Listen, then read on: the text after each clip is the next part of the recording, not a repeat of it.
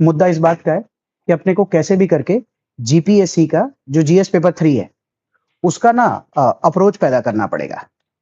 अब इसमें अप्रोच पैदा क्यों करना पड़ेगा वो एक इंपॉर्टेंट सवाल है। अप्रोच इसीलिए पैदा करना पड़ेगा क्योंकि अगर फर्स्ट पार्ट में साइंस का पार्ट देखते हैं अपने, तो इसमें ना जीपीएससी ने अपनी तरफ से 9 टॉपिक दिए हैं। ठीक है, 9 टॉपिक के एवज में on an average from 2017 onwards हम देखते हैं तो 5 क्वेश्चन आते हैं। ठीक है, ज्यादा चैलेंजिंग इकोनॉमी वाला पार्ट है।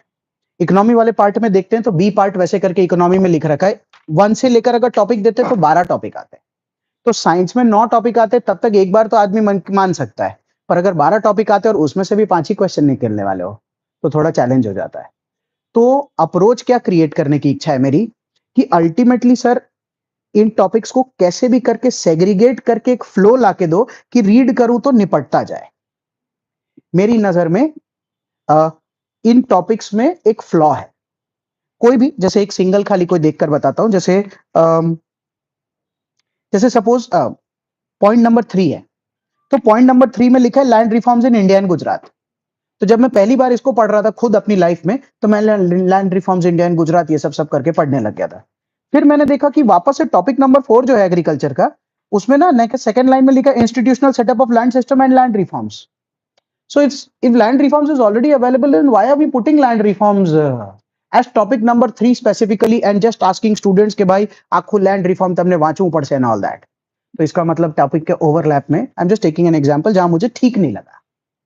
तो आज मेरी ये इच्छा ये है कि कम से कम 4-5 ऐसे टॉपिक है जो हमको ऑब्वियस लेवल पर सेग्रीगेट करके पूरे कर देने चाहिए। जैसे फर्स्ट वाला टॉपिक जब देखता हूं, economic development since independence, major features of Indian economy at independence, characteristics of Indian with respect to colonial India, trend, national. सुनो, मेरी नजर में ये जो टॉपिक नंबर 1 है ना, ये एक्चुअली हिस्ट्री ऑफ, बोर्ड पे देखते रहना, ये हिस्ट्री ऑफ इकोनॉमी है। हिस्ट्री ऑफ इकोनॉमी में एक जगह पर यहां पर भी प्रिंट में मेरी नजर में थोड़ा रीजिग हो सकता था। कैसे? मस्त चालू किया था सिंस इंडिपेंडेंस, फिर थर्ड लाइन आते आते with reference to the colonial rule in India आ गया। तो सिंस इंडिपेंडेंस तो आफ्टर कॉलोनियल रूल है, एंड विद कॉलोनियल रूल लिखा है। तो तुम एग्जैक्टली बोलना पूछना क्या चाहते हो भाई, पहले का पढ़ना है कि बाद का पढ़ना है? तो अगर ये थर्ड लाइन में नहीं होकर पहले लाइन में होता, starting from the colonial rule onwards, तो मेरे को क्या पता चलता कि मैं 1792 कॉर्नवालिस तो जाऊं, कहीं से भी इकोनॉमी का जहां से भी डेवलपमेंट है वहां से उठाऊं, कुछ तो करूं। तो इसीलिए मेरा ये मानना है कि मैं तो इसको हिस्टोरिकल पर्सपेक्टिव से लेना शुरू करूंगा। हिस्टोरिकल पर्सपेक्टिव से मैं इसको 3-4 पार्ट में डिवाइड करने की सोच रहा हूं। 3 और एक चौथा है जो बात करता हूं। जैसे मेरी क्या इच्छा है, ऐसे लमसम लिख रहा हूं। जैसे 1792 से इच्छा मेरी 1947 की है, 1947 से 1991 की है, क्योंकि मैं इसमें 2-3 टॉपिक क्लब करके बात करूंगा, और एक मेरी टुडे को लेकर बात करने की इच्छा है। जैसे टुडे के बाद भी पूरे में बहुत सारा दिया हुआ है, बट पहले ये 3 पार्ट में लेते हैं। जैसे इसको अगर ऑर्गेनाइज करूं, ऑर्गेनाइज करने के बाद ध्यान से देख, जैसे लिखा है in economy at independence, characteristics of economic under development of India with respect to colonial rule. तो एक खाली वो वाला पॉइंट लू, तो अगर उसी टॉपिक को इधर सेग्रीगेट करना हो तो मैं यहां लिखूं क्या?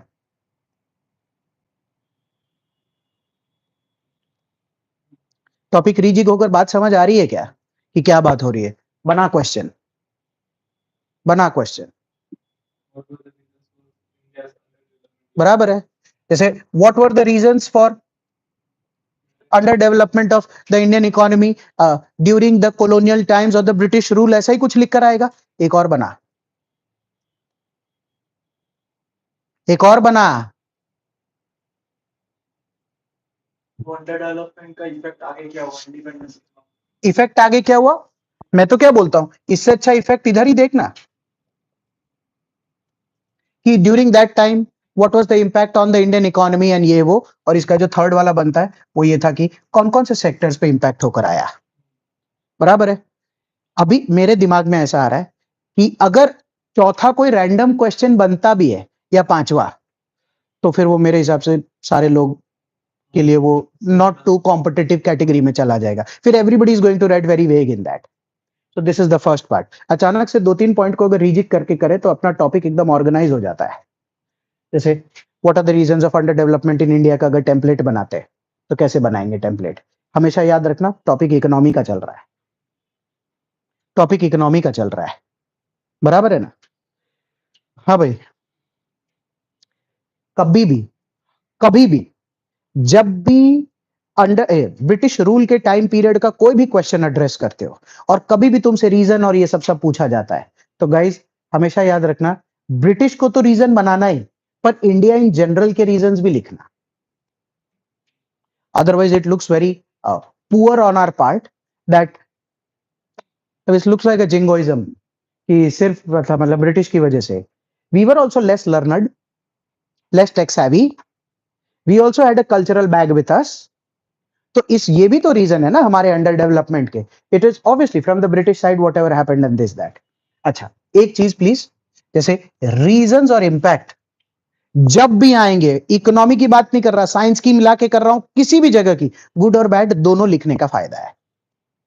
तो मैं खाली इस वाले में आपसे ये कह रहा हूं कि हमेशा गुड भी लिखना, बैड भी लिखना, और ये दोनों बाय द ब्रिटिश भी लिखना एंड बाय इंडियंस भी लिखना। चल बता, इस अप्रोच का सबसे अच्छा फायदा क्या है? 2 पेज कम पड़ जाएंगे, 2 पेज कम पड़ जाएंगे। कोई क्वेश्चन बना लेते हैं, जैसे what is the reason for under development of the economy of India at that point of time? तो रीजंस फॉर अंडर डेवलपमेंट की अगर बात आ गई तो गुड वाला तो लिख ही नहीं सकते।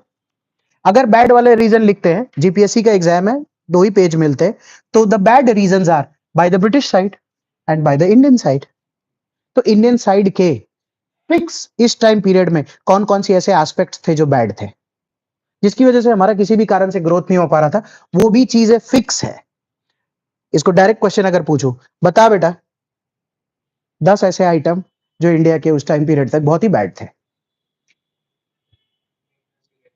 हाँ, सॉरी, ओके, जैसे orthodoxy, literacy, the culture, the exposure, है ना? अगर इकोनॉमी लिख रहे तो entrepreneurial spirit, hello, lack of capital, thank you, capital, structural constraint, structural constraint British की साइड पे था, वो उनका देने का जवाबदारी था। क्यों? क्योंकि वो टेक ओवर कर गए थे 1756-57 में, इसीलिए स्ट्रक्चर उनकी साइड में जाएगा।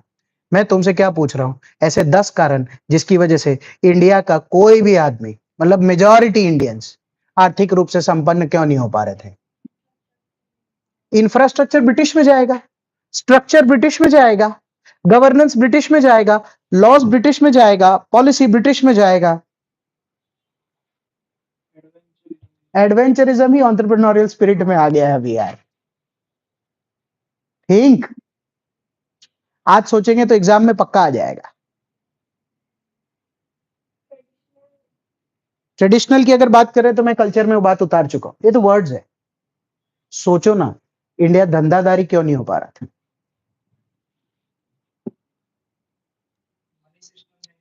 जैसे वीवर ओनली फ्यू सेक्टर्स में ही हमारा चलता था, ब्याज, एग्रीकल्चर, यही सब में, मतलब we were not into too much into banking और प्रॉब्ली पोर्ट सिस्टम और into development of infra by us वगैरह वगैरह। ये वो इतने सारे अगर तुम उतार के देखते हो तो तू इंडिया का कोई भी क्वेश्चन उठा के देख ले, प्रीवियस ईयर का कोई भी क्वेश्चन उठा के देख ले, यूपीएससी का GS1 का पेपर में जो कल्चर मॉडर्न इंडिया वाला पार्ट है वो, और सोसाइटी का भी एक पार्ट की why India remained this thing करके देख ले, तो भी तुम्हारा काम बन जाएगा। What is there to read? we've already read for prelims, so at least that approach has to come in our mains यार। और अल्टीमेटली तो हेड ही चाहिए, उसके बाद के 2-2 3-3 लाइन रखने का स्किल सेट तो रखते हैं।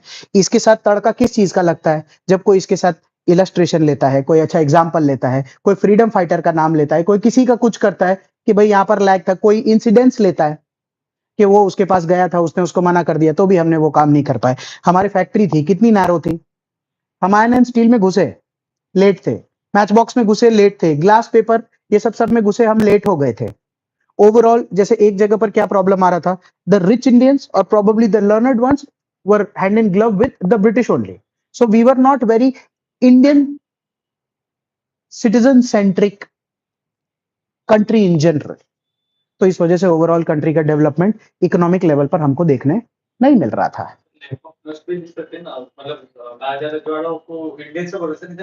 हाँ, मतलब लैक ऑफ ट्रस्ट से ज्यादा अच्छा तू ये लिख सकता है कि प्रिंसली स्टेट कॉन्सेप्ट चलता था ना। हम कोई ओपन इकोनॉमी सिस्टम नहीं थे, क्योंकि राजा अपने हिसाब से बताता था ये माल लाना है, ये भेजना है, ये करना है, तो अकॉर्डिंगली वो सिस्टम चल जाता था। मतलब ये 8-10 पॉइंट के हिसाब से अपना गेम पूरा तैयार होता है। अब इसको नैरो डाउन करते हैं टॉपिक के हिसाब से। ध्यान से देख टॉपिक में, इंडियाज इकोनॉमिक, अच्छा सिंस इंडिपेंडेंस तो नहीं देख रहा, मेजर फीचर एट इंडिपेंडेंस भी नहीं देख रहा, characteristics of Indian under development in India वो वाला पार्ट ओके ओके। अब मैं चला जाऊं इकोनॉमिक डेवलपमेंट सिंस इंडिपेंडेंस। अब देख ध्यान से, जैसे वैसे तो इंग्लिश है तो इसीलिए प्रेपोजिशन को लेकर खाली मैं इसमें खेल रहा हूं। एक एट लिखा है और एक सिंस लिखा है, तो एट इंडिपेंडेंस तो एक्चुअली ये हो गया और सिंस इंडिपेंडेंस ये हो गया। वैसे तो मुझे ये भी नहीं डालना चाहिए, बट अगर अपने टॉपिक नंबर 2 देखते हैं तो टॉपिक नंबर 2 में पोस्ट रिफॉर्म पीरियड है, बैकग्राउंड ऑफ तो न्यू इकोनॉमिक पॉलिसी, लिबरलाइजेशन, ये वो, तो इसीलिए मैंने 2 टॉपिक को क्लब करके हिस्टोरिकल पूरा उठा के कर लिया एक साथ। बराबर, चल बता ऐसे कौन कौन से लैंडमार्क मोमेंट्स है। जैसे ओके, फर्स्ट थिंग्स फर्स्ट, इसका भावना क्या है तुम्हारे दिमाग में, ये वाले टाइम पीरियड का तुम्हारे दिमाग में इकोनॉमिक भावना क्या है। ये वाला भावना तो क्लियर दिख रहा है ना, मैंने तुमसे बोला तो पूरा क्लास एक ही जगह था। तो इस वाले दौरान तुम्हारा क्या भावना है economically. Okay okay, words, thank you, it is socialist, state run is again the same word, बोलता जा। जैसे we are in the developing stage,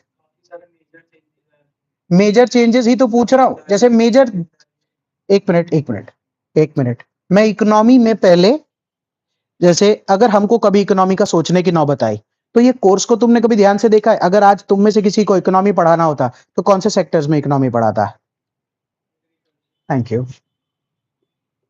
इसीलिए प्राइमरी, सेकेंडरी और टर्शरी लेकर ही बात किया करो जब भी तुमसे पूछे। अब देख कितना इजी फीलिंग आ रहा है। अब किसी से पूछे हाँ तो बच्चों क्या सा, तो क्या बोलेगा, हाँ सर वो एग्री को जो जितना दब गया था उसको लिफ्ट की बात थी, ये दबा हुआ था इसको उठाना है, ये बंद था इसको अपना बनाने का है। तो मैन्युफैक्चरिंग की दुनिया में ऐसे ही किसी का अगर थोड़ा थोड़ा ठीक हो, तो मैन्युफैक्चरिंग की दुनिया में हमने स्टील प्लांट्स का डालना, नए रिफाइनरीज डालना, छोटे बड़े कोई भी मैन्युफैक्चरिंग यूनिट डालना, सीमेंट का हो वगैरह, कोई भी चीज ले लेते हैं, इन चीज पे ध्यान देने लगे। एग्रीकल्चर में तो ग्रीन रेवोल्यूशन अपने आप में एक टॉपिक लिखा हुआ है, उसकी हम बात करेंगे बाद में। तो ये वाले पार्ट में हमको एक ग्रीन रेवोल्यूशन हमारा एक टॉप आइटम है, बट उसके अलावा भी बहुत सारा था। मैन्युफैक्चरिंग और सर्विसेज को लेकर जाए, सर्विस को काट दो एक बार के लिए, है ना, क्योंकि सर्विस तो उतना उठाए नहीं। तो यही दोनों तो हमारा 5 ईयर प्लान में इन्हीं का टाइम पीरियड था ना। तो जब भी तुम इसमें आंसर लिखोगे ना, तो तुमको 2 पार्ट में आंसर लिखने पड़ेंगे। एक कि पोस्ट इंडिपेंडेंस, जैसे क्वेश्चन को अगर टॉपिक को अगर ध्यान से देखते इधर, तो टॉपिक में क्या लिखा है, what is the characteristics, sorry, what are the major features of Indian economy at independence या सिंस इंडिपेंडेंस। तो फीचर में तो इसी तरीके से जाना पड़ेगा ना, दिमाग में अगर आएगा ही नहीं कि फीचर किस चीज का लिखूं, तो तुम क्या लिखने लग जाओगे पता है, पब्लिक इन जनरल। तो पब्लिक इन जनरल ही अगर लिखने लग जाओगे तो सोशलिस्ट, स्टेट रन, डेवलपिंग, यही लिखने लग जाओगे। पर गवर्नमेंट की साइड से भी तो देख, सबसे यूनिक बात, इसके बाद इंडियन इकोनॉमी में क्या हुआ। हाँ, हेल्प नहीं, वो तो इसके बाद है। आई एम सेइंग ऐसा सोचना है। हिंदुस्तान में पहली बार ऐसा हुआ था कि गवर्नमेंट और पब्लिक एक साथ मिलकर ग्रोथ को लेकर बात कर रही थी आजादी के बाद। पब्लिक में भी बहुत सारे पब्लिक एंटरप्राइजेस थे, मतलब including Tata, Birla, whoever, and then obviously the government also started. Before this it was, but इसका भी अपना नेचर था, जिसके पीछे का अप्रोच अलग था, और ये भी बहुत ही कैपिटलिस्ट सेंट्रिक था। नहीं, मैं कह रहा हूं इस दौरान ये दोनों मिलके इकोनॉमी को उठाने लगे ना, पब्लिक भी काम करने लगी, पब्लिक भी फैक्ट्री डालने लगी, पब्लिक खुद भी एग्रीकल्चर में गई, और गवर्नमेंट भी तो इन दोनों में गई। पब्लिक की जगह प्राइवेट लेके, हाँ मतलब अच्छा वैसे बोल रहा है, हाँ अच्छा ओके, प्राइवेट, हाँ पब्लिक मेरे कहने का मतलब सिटीजन था, हाँ बट या गवर्नमेंट और प्राइवेट दोनों इस गेम को खेलने लगे. What is this? Let's bring to the question. What has been the nature of economy since independence till the reform period? Hindu rate of growth, state of economy पूछा है. It was mainly driven by agriculture. Manufacturing was picking up. It was at random places. Government was also doing. Public was also doing. But it was socialist. It was state run. Economy के ऐसे 5+ उस time period में जो हम लेकर चल रहे थे और 5 बुरे जो उस टाइम पे हम लेके चल रहे थे. Come on. The good at that time. Okay this is one. इसके अलावा के 4 गुड इस टाइम पीरियड में. इस टाइम पीरियड में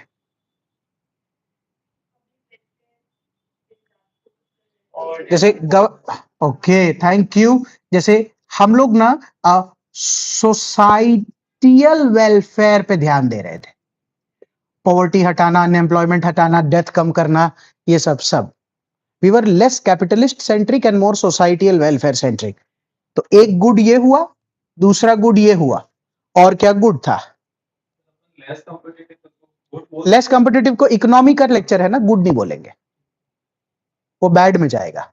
what was good during that time guys?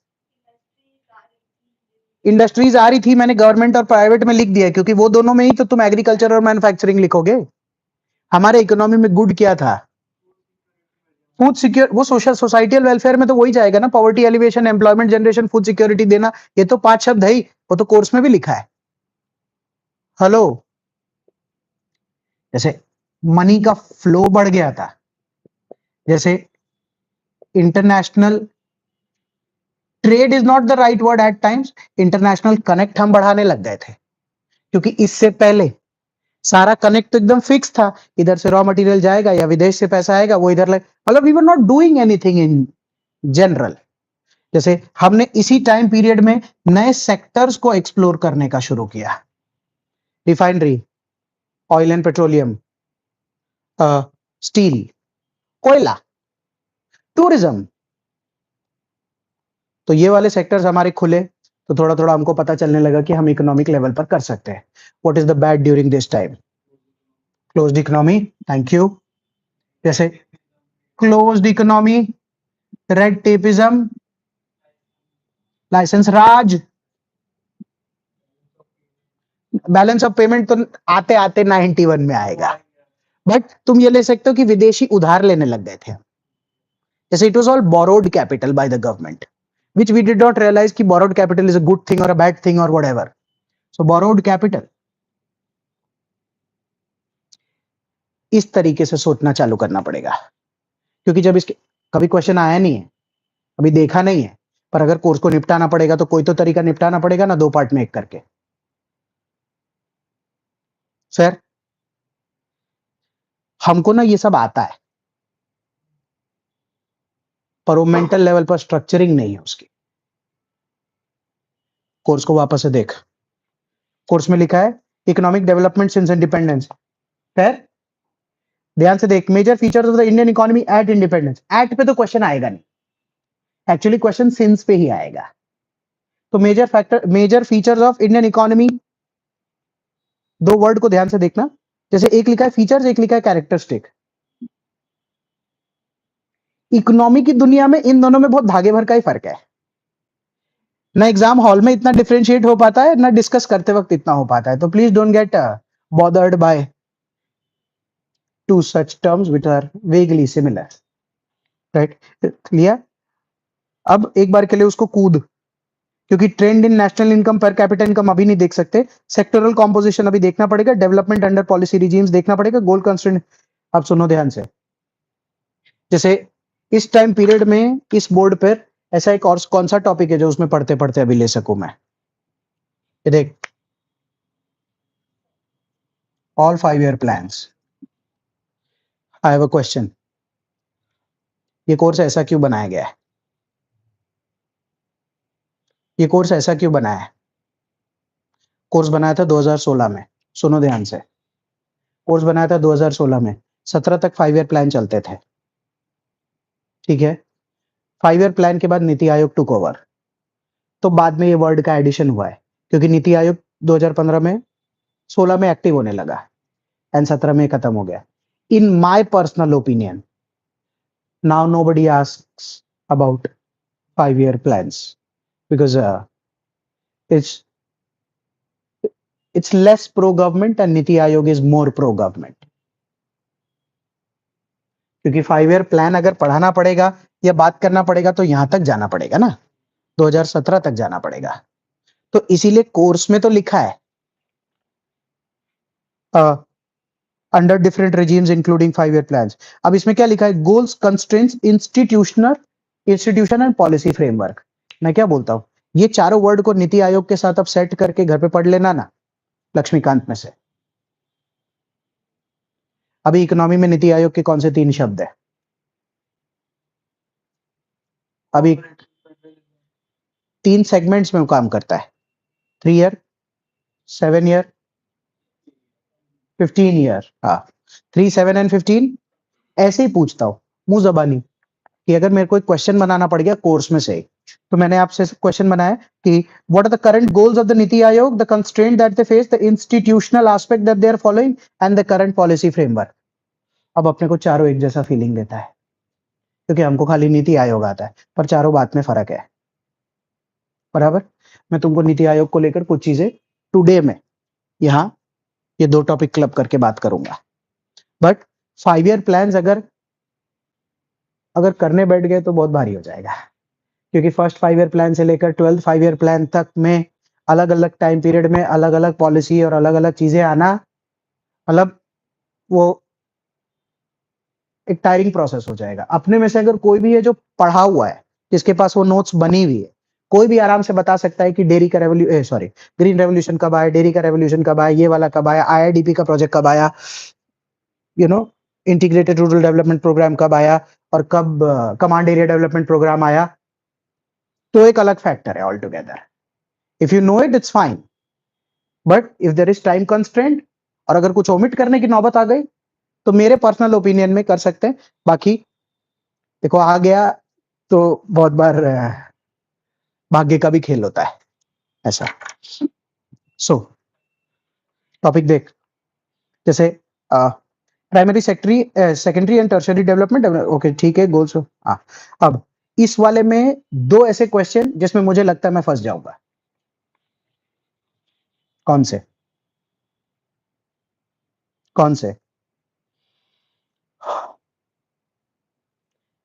अगर मैं फंसा तो मैं ट्रेंड इन नेशनल इनकम में फंस जाऊंगा.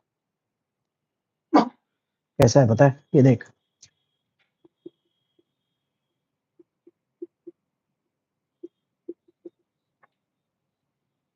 ट्रेंड इन नेशनल इनकम, फिर उसके अलावा पर कैपिटा इनकम, और एक चीज जहां मुझे लगता है कि थोड़ा कैच आ सकता है स्टूडेंट्स में, वो कैसा होता है कि जो सेक्टर्स है, उन सेक्टर्स में टुडे में प्राइमरी, सेकेंडरी एंड टर्शियरी को टुडे में ही पूछेंगे ना ज्यादा. कौन ऐसा होगा जो ये वाले सेक्टर्स यहां पर लिखे हुए हो तो इस टाइम पीरियड का पूछे या इधर का कोई नहीं पूछता. कोई नहीं पूछता. इस वाले पूरे टॉपिक में ना एक ही जगह मुझे लगता है कि कैच है. और इधर हाँ, एक और चीज टुडे वाले में जो नीति आयोग की अभी बात करनी बाकी है, इससे अपने ये वाला टॉपिक निपटा सकते हैं. ये वाला पढ़ना पड़ता है. वापस से घुमा एक बार कोर्स को. Economic since independence, major features of Indian economy at independence, characteristics of Indian economic. This is characteristic. Major features since independence, trend वाला ये. सेक्टोरल कॉम्पोजिशन भी इधर जाएगा. 5 ईयर प्लान अभी काम आएगा नहीं, और नीति आयोग. अब ये वाले पार्ट को देख तो छोटा लगेगा. इसमें एक ही जगह फंसेंगे अगर कोर्स के हिसाब से फंसे तो. Anybody, what is the current position of national income in this country? Current trend, whatever position. That is the GDP growth. इसीलिए मैंने नेशनल इनकम वर्ड लिखा है. मैं बोला मैं फंस सकता हूं क्योंकि 5-6 लाइन के बाद मुश्किल हो जाएगा. अगर अगर वो लाइन पकड़ के ही क्वेश्चन बन गया तो। So my question is, what is the current trend of national income in this country?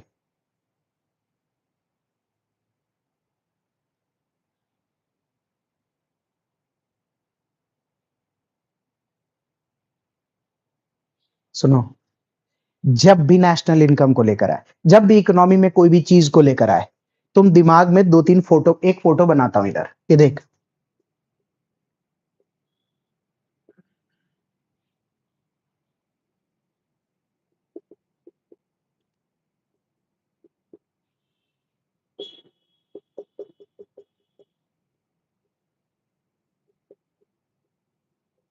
इससे इकोनॉमी के बहुत सारे क्वेश्चन सॉल्व हो सकते हैं। ये क्या बनाया sir?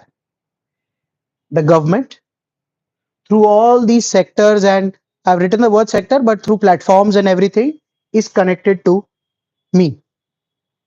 And I myself, economically, am bringing 5 things into my own life. Question पूछा है, what is the trend in national income in this country? तो इस डायग्राम में नेशनल इनकम जो है, वो नेशनल इनकम किस आदमी की होगी पहले? इसकी या इसकी? गवर्नमेंट की नेशनल इनकम होगी। पर नेशनल इनकम का ट्रेंड किससे पता चलेगा? जीडीपी और जीवीए से। पर वो जीडीपी और जीवीए तो यहाँ पर पता चल नहीं रहा अभी, मतलब वो टॉपिक है बाद के लिए। इससे पता चलेगा ना नेशनल इनकम का क्या पोजीशन है। जैसे नेशनल इनकम को अल्टीमेटली अगर ग्रो करके देना है, तो ये जो 5 तीर है, ये अगर ग्रो हो जाएंगे तो नेशनल इनकम ग्रो हो सकती है क्या? हाँ, नेशनल इनकम, अरे नेशनल नहीं आ रहा हमको, तो नेशनल इनकम तो हमारी इनकम से ही बन के जनरेट होगी ना। अगर इस साल 8 करोड़ 7 करोड़ लोगों ने अगर इनकम टैक्स रिटर्न नहीं फाइल किया होता, तो देश का नेशनल इनकम कैसे जनरेट होता? जीएसटी नहीं भर रहे होते, सरकार को कैसे आवक होती? सरकार की करंट आवक क्या है, या सरकार की करंट आवक का ट्रेंड अगर क्वेश्चन आता है, तो इन जनरल पिछले कुछ सालों से बढ़ ही रहा है इनकम। और सरकार का खर्च भी बढ़ रहा है, तो सरकार का डेट भी बढ़ रहा है, तो सरकार का डेफिसिट भी बढ़ रहा है। नहीं, बढ़ तो रहा ही है, बढ़ तो रहा ही है, ऐसा नहीं है। घटता है बढ़ता है, वो तो चलो डिपेंड करता है कि इस साल कितना खर्च करने की इच्छा हुई, या फिर हमने कितना टैक्स भर के गवर्नमेंट को दिया। दोनों एक एक पर्सपेक्टिव है। अगर इन माय पर्सनल ओपिनियन, अगर ये दिमाग में नहीं आ रहा है या नहीं बन रहा है, just go on Google and type when you go home trend in national income, तो हमको एक आइडिया होना चाहिए। सिर्फ क्योंकि कोर्स में लिखा है तो लैग करने का कोई फायदा नहीं है, क्योंकि कुछ चीजें तो वैसे भी छोड़ के जाना पड़ सकता है। जैसे पर कैपिटा इनकम का जो ट्रेंड है, वो अभी बढ़ता जा रहा है, तो उसमें कोई तरीके की दिक्कत नहीं, वो तो हमेशा अच्छा है। हाँ, उसका वो पता होना चाहिए नंबर। हाँ, मैं ये बोलने वाला था कि जैसे डॉलर में पता है कि आईएनआर में पता है, जैसे $3000 है, बराबर है, तो आईएनआर, अच्छा अब तो ठीक है, हाँ मतलब मल्टीप्लाई कर लेंगे, ठीक है। एनीवेज, वो आईएनआर में पता होना चाहिए, डॉलर में पता होना चाहिए, that's not a problem. Per capita income every time it is increasing. What is the biggest challenge in the per capita income that we are currently facing in terms of trend? Top 10% में ही नहीं, पर capita income का मतलब होता है 140 करोड़ लोगों में कितना पैसा बटा है। तो मैं बोल रहा हूं कि सबसे बड़ा चैलेंज हमको पिछले 5 7 10 साल से पर कैपिटा इनकम में क्या आ रहा है। देखो क्वेश्चन को सुनना, every passing year the per capita income of this country is growing, but still there are very rare constraints that in terms of per capita income a country like India is facing. What? Population growth जो है ना, वो आवक से ज्यादा है, तो हमारा जो पर कैपिटा इनकम का ग्रोथ है ना, वो बाकी गांव के मुकाबले कम पड़ता है। जैसे कैसा होता है कि हम अच्छा कमा रहे हैं सारे लोग मिलके, पर आबादी इतनी बढ़ जाती है तो डिवाइड बाय पॉपुलेशन हो जाता है। तो डिवाइड बाय पॉपुलेशन हो जाने की वजह से जितना हमको ग्रो करना चाहिए था हमारा पर कैपिटा इनकम, कंट्री के जीडीपी ग्रोथ के मुकाबले उतना नहीं हो रहा। ऐसी खाली बात लिख रहा हूं, बात काम का नहीं है, उतना काम का तो है एक्चुअली। जैसे अगर 7% से हमारी कंट्री ग्रो होती है ना, एग्जाम्पल ले रहा हूं, तो हमारा पर कैपिटा इनकम जो है ना, इससे बहुत कम परसेंट पे ग्रो होता है। तो पर अगर जीडीपी इतने से ग्रो हो रही है, इसका मतलब अपनी आवक जो है वो तो बहुत अच्छी है, तो उसके हिसाब से पर कैपिटा इनकम का भी तो बढ़ना ही चाहिए ना।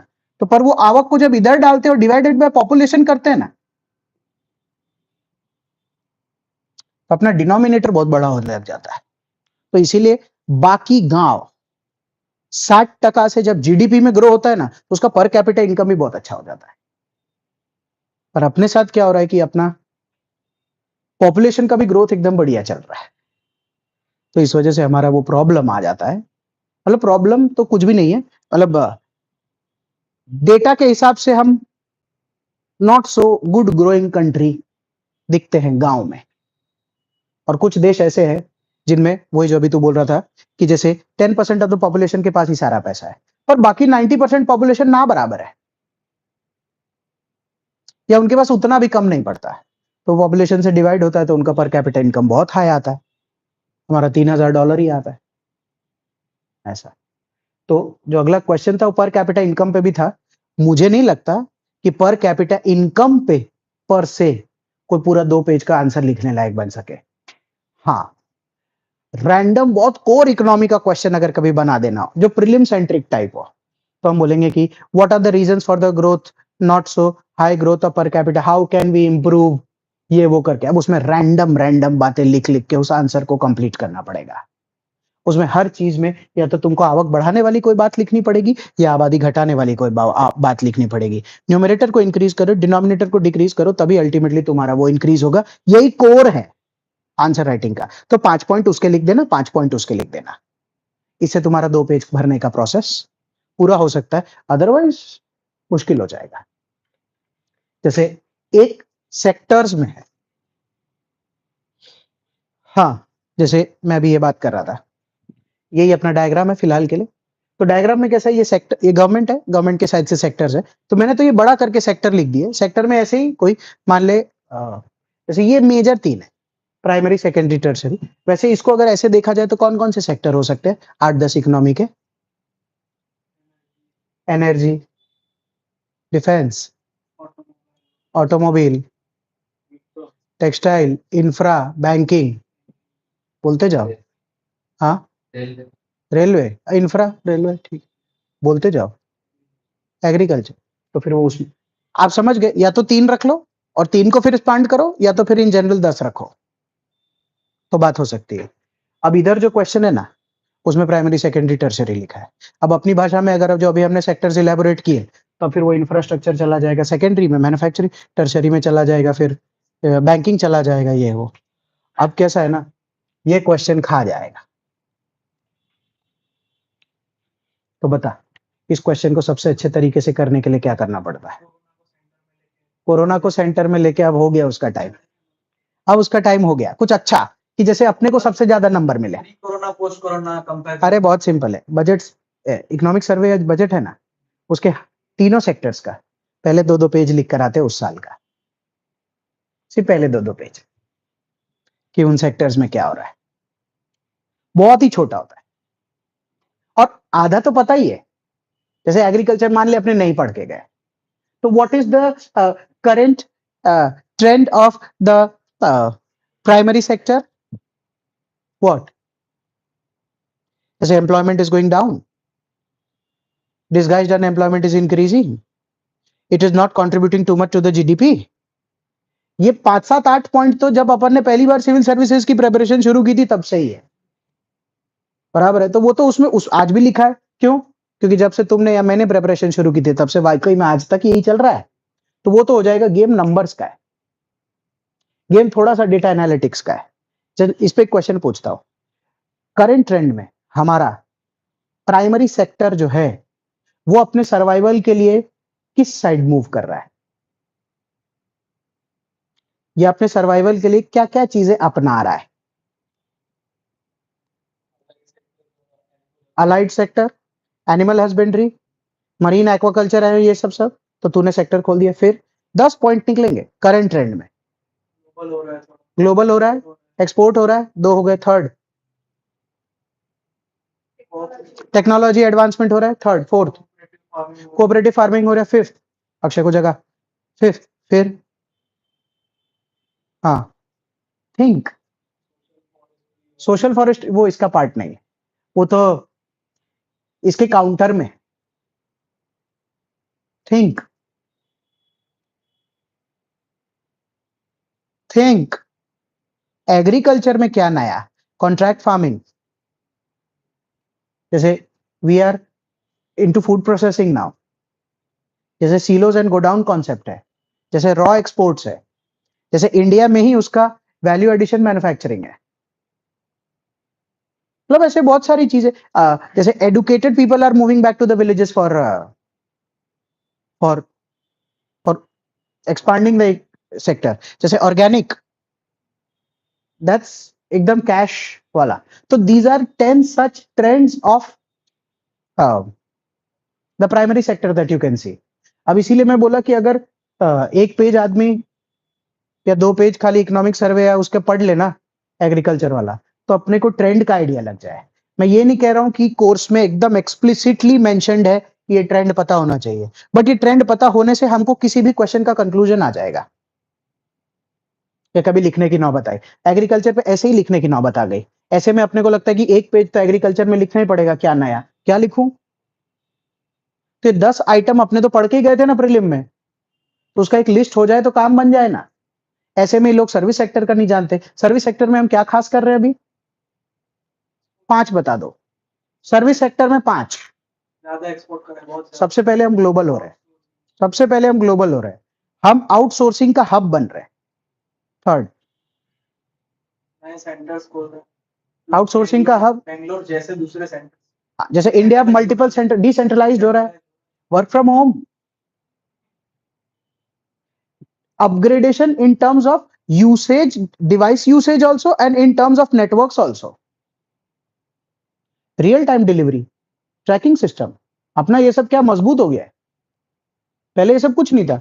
मतलब कुरियर से लेकर बैंक का बैलेंस जानना हो, से लेकर तुमको बैंक अकाउंट का स्टेटमेंट चाहिए, से लेकर कितना रियल टाइम हो गया हमारा सर्विस सेक्टर। पहले क्या होता था, बैंक आज भी है, बैंक पहले भी था, चेक डालने जाना है, फिर पासबुक अपडेट कराने एक दिन जाएंगे, फिर उसको बोले हैं वो निकाल के देगा स्टेटमेंट। ओ भाई, तो ऐसे 10 ट्रेंड है ना हमारे सर्विस सेक्टर में जो हम बूम कर रहे हैं। वो चीजों से हमारे आंसर्स में फर्क आएगा और प्रोबेबली 2 से 4 मार्क का, क्योंकि इन 5 क्वेश्चन में जो इकोनॉमी के 5 क्वेश्चन पूछे जाएंगे, 12 टॉपिक है, कहीं से आगे निकलना है तो फिर डेटा या ट्रेंड या कोई नई चीज या किसी कैसे ऐसे एस्पेक्ट पे खेलना पड़ेगा ना। फिर कोर्स को ध्यान से देख, जैसे इंडिया इकोनॉमिक सिव्स independence, major feature at independence, characteristic, under development in India, trend, national income per capita, 2 ही लिखा है, पर उसके बाद सेमीकोलन के बाद सेक्टरल कॉम्पोजिशन लिखा है, output and employ, primary secondary and tertiary का। ठीक है, एम्प्लॉयमेंट तो सब जानते, सबसे ज्यादा एम्प्लॉयमेंट प्राइमरी में है, करीब 60% लोग बोलते, फिर उसके बाद सेकेंडरी में है करीब, सॉरी हाँ सेकेंडरी में और फिर सर्विस सेक्टर में, वो तो इजी पार्ट है। आउटपुट भी सब जानते हैं, 60% आउटपुट सर्विस सेक्टर से आता है, 15-16% उससे और 15-16% उससे, प्राइमरी और सेकेंडरी दोनों से आ रहा है। नेशनल मैन्युफैक्चरिंग पॉलिसी 2025 तक इंप्लीमेंट होने की बात है। हमारी इच्छा ये है कि हमारा जीडीपी का जो आउटपुट है उसमें मैन्युफैक्चरिंग का जो परसेंटेज है वो 25% होना चाहिए। तो अगर मान ले मुझे एक क्वेश्चन पूछना होता और 2025 में ही पूरा होने वाला होता और ये 24 है, तो मेरी इच्छा होती ये पूछने की कि मैन्युफैक्चरिंग का आउटपुट का जो प्लान था, नेशनल मैन्युफैक्चरिंग पॉलिसी 202, उसका करंट स्टेटस क्या है, हम कहां तक पहुंचे। तो अगर उस बात को जानना है तो फिर ये और ये इन तीनों का वो 2-2 पेज पढ़ना पड़े ना यार, कि कहां क्या कर रहे हैं। मैन्युफैक्चरिंग का boost, make in India, made in India, startup India, stand up India, ये सब सबसे डिजिटल इंडिया से इतना कर तो दिया, but what is the status. 2 page काम बन जाएगा अपना। फिर अब इसमें आता है एक नीति आयोग। जैसे नीति आयोग के कौन से 4-5 पॉइंट अपने को पढ़ के अच्छे से आने चाहिए। मैं वो लक्ष्मीकांत वाली बात नहीं कर रहा, इकोनॉमी के लिए ये क्या करता है सबसे अच्छा काम, कोऑपरेटिव फेडरलिज्म, नहीं कोऑपरेटिव फेडरलिज्म, मेरे दिमाग में तो वही आता है, नीति आयोग पढ़ता हूँ ना, नीति आयोग पढ़ता हूँ, स्टेट को मिला के नहीं उसमें वो एक अच्छा चीज करता है, एसडी, होल्ड होल्ड, सबसे टॉप काम करता है वो इंडाइसेस का। हर चीज का इंडाइसेस होता है, स्टेट की रैंकिंग आती है और स्टेट की रैंकिंग के बेसिस पर परफॉर्मेंस लिंक इंसेंटिव जैसा काम करते हैं। पूरा तो मैं नहीं जानता क्योंकि बहुत सारे इंडाइसेस हो गए कि कोई किसी में टॉप कर रहा है तो उसको ज्यादा पैसा है, कोई किसी में टॉप नहीं कर रहा है तो उसको ज्यादा पैसा है। इस बेसिस पे कोऑपरेटिव फेडरलिज्म हो रहा है कि जैसे वो गांधी जी का वो एक सेइंग था, to each according to his need and not greed, या ऐसा कुछ। तो There is enough for everyone's need, but not for once everyone's greed, तो कैसा होता है कि जो रिच स्टेट्स थे वही हमेशा एक्सट्रैक्ट कर लेते थे गेम को, पर नीड जो थी वो पुअरर स्टेट्स की पड़ती थी। तो इंडाइसेस की रैंकिंग से बहुत क्लियरली ये विजिबल होने लग गया। तो नीति आयोग ना उस जगह पर कोऑपरेटिव फेडरलिज्म को और एनहांस करके देता है। तो अब से लिखेगा तो कोऑपरेटिव फेडरलिज्म लिखना, लेकिन मेरे को इंडाइसेस के साथ का पूरा स्टेटमेंट चाहिए, क्योंकि वही उसका कोर है। और क्या आइटम करके देता है नीति आयोग? planning, जैसे देख, प्लानिंग तो वही प्लानिंग कमीशन वाला जितना काम कर रहा है वो तो लिख ही रहे। नया bottoms up planning. Bottoms up planning करता है, चल वो इंडाइसेस ही हुआ ना बॉटम्स अप प्लानिंग। हाँ थैंक यू। वो एसडीजी के गोल्स को इंप्लीमेंट करने का सारा प्रावधान करता है। वो इसी फील्ड में रिसर्च करने वाला बहुत सारा काम करता है ऐसा, क्योंकि ये जो अंडरग्राउंड वाटर को लेकर है ये वो एसडीजी है, वही रिसर्च का पार्ट है, वो उसी में ठीक करने का काम ये हो। मतलब ऐसे तो आएंगे, पर ऐसे सेक्टरल एनालिसिस बोल सकते हैं कि प्राइमरी सेकेंडरी टर्शियरी, क्योंकि प्राइमरी प्लान तो बंद हो गए, हाँ तो उसके हिसाब से अब नीति आयोग वो काम कर रहा है। हाँ, मतलब सेक्टोरल एनालिसिस करके फिर दिखाता है कि किसमें कहां पर क्या कर सकते हैं। हाँ, एक काम खाली कर दोगे, जैसे टू डू लिस्ट में लिख लो, जैसे current top roles of NITI Aayog कर लेना, नहीं तो आपका आंसर पूरा का पूरा लक्ष्मीकांत वाला हो जाएगा, फिर वो गड़बड़ कर देगा। नेशनल इंटरनेशनल कोलैबोरेशन वाले काम में करके देते हैं ना, नीति आयोग भी साथ में कभी कभी ट्रैवल करता है, या कोई आते हैं तो उनसे मिलता है ऐसा। तो बात चल रही है हर एक स्टेट में अपना नीति आयोग भी होना चाहिए। Thank you. जैसे that is the best form of decentralisation, हर स्टेट में अपना भी एक नीति आयोग होना चाहिए। इस टॉपिक का नाम क्या है? डिसेंट्रलाइज्ड प्लानिंग का अच्छा डेफिनेशन यही है। जैसे इंडिया सोच ही रहा है डिसेंट्रलाइज्ड, मतलब सोच नहीं रहा है, करे ही जा रहा है। पीआरआई हमारा पहला डिसेंट्रलाइज्ड प्लानिंग था। ये वाले को ना उसमें डाल के रख देना ना कि वे फॉरवर्ड में, कि how should India grow, what should be the bottoms up approach, so we can have individual state based planning commissions or probably bodies like Niti Aayog can work, that can work। फिर आगे बढ़ू, एक ये patch जो है वो point number 2 है। Okay, जैसे Indian economy in the post reform period, background of the Indian economic reforms. जैसे गाइस या बोर्ड पे देखते please, this is the new economic policy, this is the new economic policy, बराबर। New economic policy, इसमें क्या क्या question आ सकते हैं? पहला है वाई,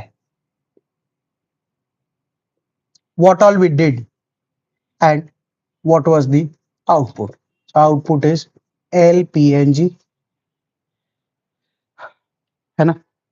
जैसे लाइसेंस ये, अच्छा, why did we bring? Closed economy था, रेड टेपिज्म था, लाइसेंस राज था, बोरोइंग बढ़ गया था, so that helps. The reasons that were continuing, उसी की वजह से न्यू इकोनॉमिक पॉलिसी है।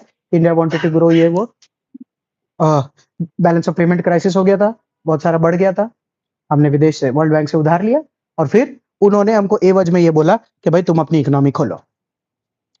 What is the difference between L and P? Liberalisation and privatisation. Marker के एग्जाम्पल से लेकर अगर बात कर सके तो,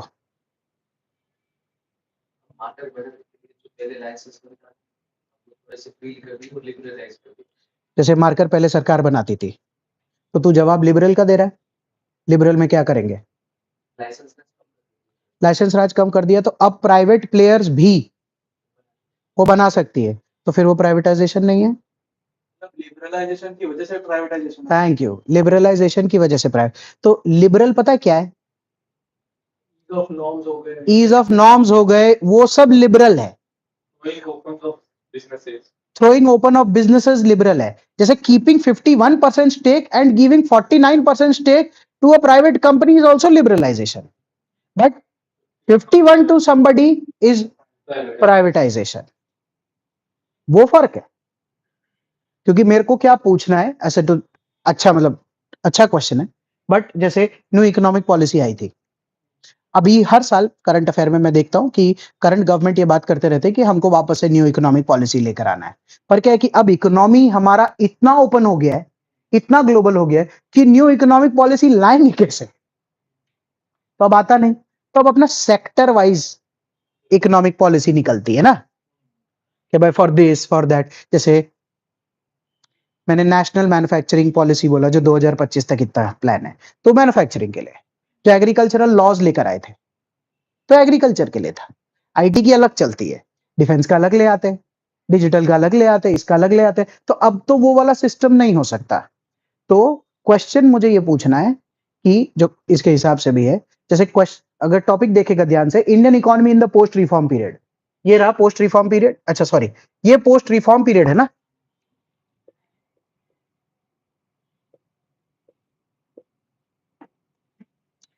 जितना अच्छा लिख सकते हो लिख देना, कोई दिक्कत नहीं है। आज कौन सा पीरियड चल रहा है? Post reform period. वो तो अपने टुडे ले रहे हैं ना, चल तो पोस्ट रिफॉर्म पीरियड ही चल रहा है।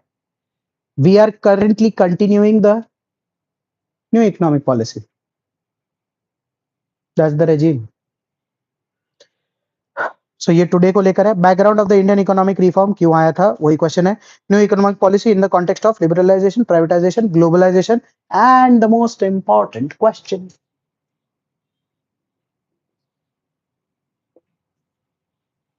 इफेक्ट्स।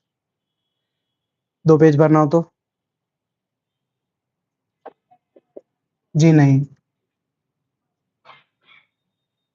इम्पैक्ट आया एग्जाम में, पॉजिटिव नेगेटिव दोनों चाहिए। इफेक्ट आया, पॉजिटिव नेगेटिव दोनों चाहिए। How will it do? For the government का एक पेज चाहिए ना, पब्लिक का एक पेज चाहिए। सेक्टर वाइज अगर जाएंगे ना तो समझ ही नहीं आएगा कि इस सेक्टर का अच्छा लिखूं या इस सेक्टर का बुरा। जैसे ही दिमाग में पॉजिटिव आया 5 सेक्टर पॉजिटिव में ले जा, जैसे ये आया 5 सेक्टर नेगेटिव में ले जा, सारे में फर्क थोड़ा ऑर्गेनाइज दिखता है ना। yes there have definitely been a lot of positive effects in the post reform period, you know what the positives are, but both are effects। जब भी आप ऐसे करके लिखते हैं पॉजिटिव और नेगेटिव इफेक्ट्स, रीडर को भी आप एक कॉम्प्रिहेंसिव एस्पिरेंट लगते हो, अपना भी आंसर कंप्लीट होता है, थोड़ा वैरायटी मिलता है, एंड इट वर्क्स। फिर पॉजिटिव सब जानते हैं, नेगेटिव क्या है? नेगेटिव क्या है? हाँ, increased competition in economy is not negative, वो तो अच्छा है। मोनोपोली बढ़ गई काफी। मोनोपोली नहीं बढ़ी है, मोनोपोली तो थी, तोड़ी है, तो तुम फिर प्राइवेट की मोनोपोली नहीं बढ़ी है। We have to use right words, lobbying. जैसे किकबैक्स, जैसे ग्लोबल कंट्रोल लॉस्ट हो गया है, वर्ल्ड फ्लैग विलेज हो गया है, तो समझ नहीं आता है कि there is nothing called as a boundary और अ फ्रंटियर एनीमोर। तो हाँ, वल्नरेबल हो गया है। जैसे ऐसे ही खाली फैंसी इंग्लिश में अपने बात करें तो गिनी कोएफिशिएंट का नंबर बहुत बढ़ के आ रहा है, क्योंकि पैची डेवलपमेंट हो गया है, रीजनल डेवलपमेंट हो गया है। जैसे wealth is been segregated between, uneven distribution of wealth हो गया है, the country is only for the rich. वो सब बैड पार्ट है। आंसर में इकोनॉमी ही चाहिए भाई, बाकी गुड तो आप जो आपको अच्छा लगे वो आप लिख सकते हो, उसमें कोई काउंटर नहीं करता है तुमको जल्दी। बैड वाले में ऐसा होता है कि बैड आर्टिकुलेटली लिखे हुए होने चाहिए, क्यों? सो करके फिर आदमी सोल्यूशन देता है। जैसे एक ऐसे hypothetical question, do you think the current country currently needs a new economic policy?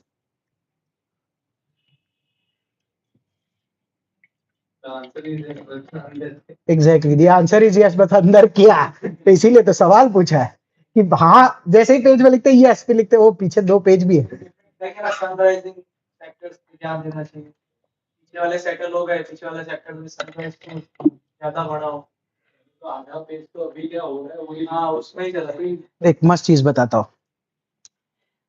5 तुमको इकोनॉमी का या सोसाइटी रिलेटेड कोई भी 5 क्वेश्चन, कोई भी क्वेश्चन आए ना, तुम्हारे आंसर में 5 चीजें होनी चाहिए। कहा गया GYAN प्लस सस्टेनेबल डेवलपमेंट। ये सरकार 1 साल से इसी पे खेल रही है कि अभी तुमको लगता है न्यू इकोनॉमिक पॉलिसी यस, किस पे फोकस करे? जो सरकार जिस पे कर रही है तू करना भाई, तेरे को कौन सा नया लाने बोल रहा है कोई? जी इज फॉर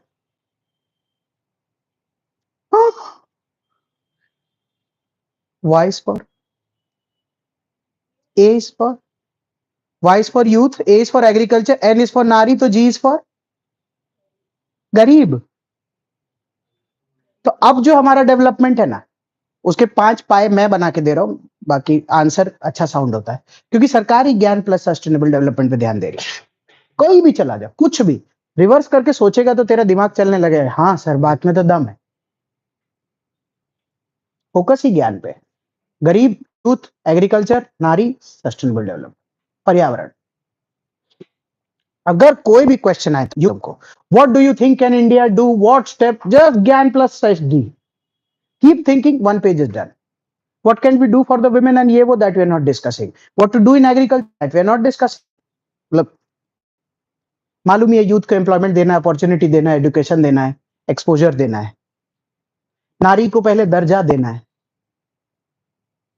फिर बाकी मिलेगा। ऐसे करते करते हर एक का सच में। तो इसीलिए do you think we need an new economic plus? Yes we need, but this time we don't have to think about the steps first. This time we have to, the means discussion is not important, the goal has to be defined, that it has to be compulsorily these 5 sector improvement centric policy. क्योंकि ultimately देखो, आर्थिक विकास से कुछ भी हो जाए, अगर ये 5 का सुधारा नहीं हुआ, मतलब कैसा एक बहुत बड़े बंगले में एक बहुत बड़ा अमीर आदमी अकेला रहता है, तो वो गरीब है। ऐसा देश नहीं चाहिए। तो अब मैंने हाल फिलहाल में सोचा कि आंसर सेट हो सकता है हमारा।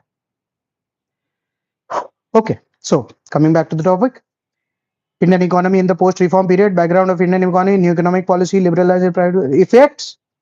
अब ये वाला क्वेश्चन सेकंड वाले में मेरे पास है, जिसका जवाब वैसे मैं इनडायरेक्टली बोर्ड पे लिख चुका हूं। जैसे रीडिफाइनिंग इंडियाज डेवलपमेंट स्ट्रैटेजी, अपने लोग फिक्स कर लेते हैं, इस 5 पे रीडिफाइन करते हैं। सरकार भी खेल रही है, अपने भी खेलते हैं। 2-3 और टॉपिक है जिसपे खेल सकते हैं इन जनरल, कि अगर इंडिया के ग्रोथ स्ट्रैटेजी को डिफाइन करना हो तो। पर कैसा है ना, ग्रोथ स्ट्रैटेजी अलग होता है, डेवलपमेंट स्ट्रैटेजी अलग होता है।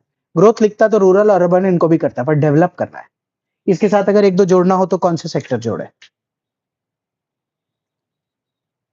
जैसे गरीब हो गया। अब कैसा होता है, जैसे मैं जब सोच रहा था तो मेरे दिमाग में रूरल एक आया था कि चल गांव को भी ठीक विकसित करते, फिर मुझे लगा गरीब भी ज्यादा गांव में ही है, यूथ का भी फोकस गांव साइड तो है ही, एग्रीकल्चर इज अगेन गांव। नॉट दैट नारी of the city does not need, but नारी ऑफ द गांव तो definitely needs. So I was like, वैसे भी थोड़ा रूरल रूरल तो हो ही जाएगा। कोई सेक्टर बता जो जो डेवलपमेंट स्ट्रैटेजी का हिस्सा होना चाहिए। अब सस्टेनेबल डेवलपमेंट अगर बात आ गई है ना गाइस, उसमें एनर्जी सब है। फिर आप इधर रूरल डेवलपमेंट, एनर्जी सेक्टर, ये सब वो सब सब्ज्यूम्ड है उसमें। एससी एसटी का अपलिफ्टमेंट इज अगेन गरीब, यूथ, नारी, कुछ भी करके कहीं भी ले लो, सब सेट होता है मिला जुला के, हेड्स बने तो ऐसा।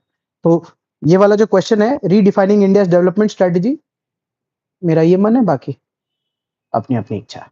उसको इलेबोरेट भी करके तुम अपना आंसर भी तैयार कर लो कि अगर ये आया सही में लिखने का तो मैं जी में क्या लिखूंगा। तो अच्छा एक्ट ले लो, अच्छा पॉलिसी ले लो, उसका अच्छा कोई डेटा ले लो, कोई अच्छी स्कीम ले लो जो इनको लेकर है, and that is how India is defining the new developmental strategy and वगैरह वगैरह करके यू कैन राइट विकसित भारत इंडिया। हाँ नहीं, हम तो आंसर चेंज कर लेंगे कि न्यू इकोनॉमिक पॉलिसी की नीड डेफिनेटली है, बट इस बार ग्रोथ सेंट्रिक नहीं होना चाहिए, डेवलपमेंट सेंट्रिक होना चाहिए। नहीं नहीं, उसमें गवर्नमेंट की स्कीम डालने की जरूरत नहीं है, क्योंकि न्यू पूछ रहे हैं, तो तू पुरानी वाली डालेगा तो तू तो कंटिन्यूटी देता है, क्यों करेंगे? तो एरियाज लेना, क्या फर्क पड़ता है? तो रीडिफाइनिंग इंडिया डेवलपमेंट स्ट्रेटजी। अब ये 2 पॉइंट है, take 2 minutes time, go through them, make questions, and ultimately we see कि okay fine, it's falling here only somewhere. एक जगह रीजिग भी करूंगा मैं, मतलब मेरा इसके बाद इसका मन है, मेरी इच्छा है पॉइंट नंबर 4 लेने की और फिर पॉइंट नंबर 6। ऐसा क्यों 4 और 6? Because 4 is primary, 6 is secondary. तो इसीलिए मेरी इच्छा है कि अगर इकोनॉमी, ये इन जनरल बात हुई, तो इसके बाद अगर मेरे को इकोनॉमी का लेक्चर पढ़ाना होता तो फिर मैं पहले प्राइमरी सेक्टर पढ़ाता, फिर मैं सेकेंडरी सेक्टर पढ़ाता, तो अपने भी वही ले लेते। और अच्छी बात क्या है कि जब मैं 4 लूंगा अभी, तो 3 तो वैसे भी नहीं लेना। हाँ, एक गुजरात वाला बचता है, वो एक अलग बात है, अदरवाइज लैंड रिफॉर्म में फिर क्या बात करेंगे, ऐसा है।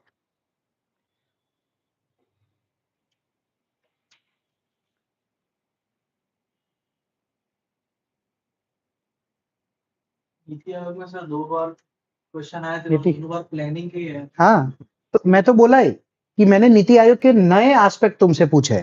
प्लानिंग वाला वो सब तो ऑब्वियस है, वो 3 ईयर, 7 ईयर, 15 ईयर, वो सब तो प्लानिंग ही है। वो तो एनसी लक्ष्मीकांत वाला है।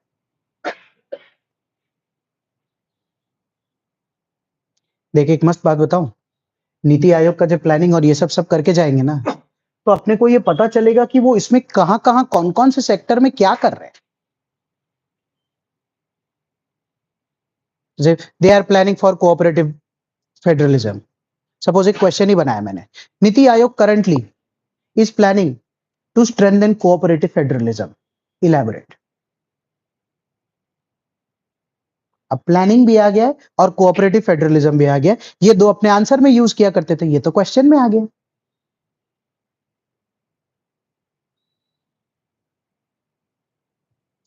इंडाइस लाता है, एसडीजी लाता है, इंटरनेशनल कोलैबोरेशन का, कुछ तो उसमें ही लिखेंगे ना, नहीं तो क्या लिखेंगे यार।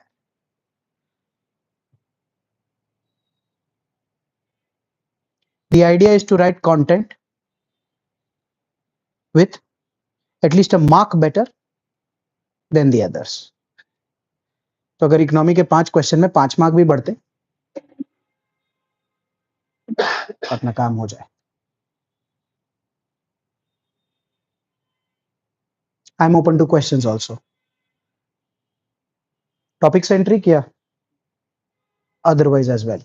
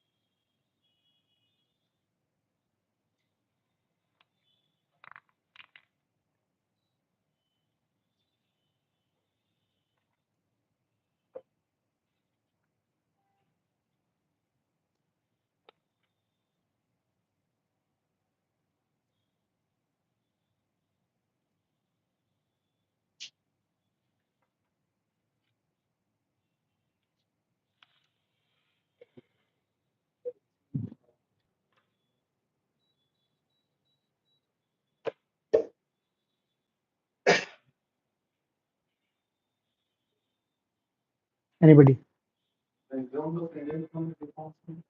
Background of Indian economic reforms is, this is the background. हाँ, that is the background and that's why we brought, इसलिए तो फास्ट होता है।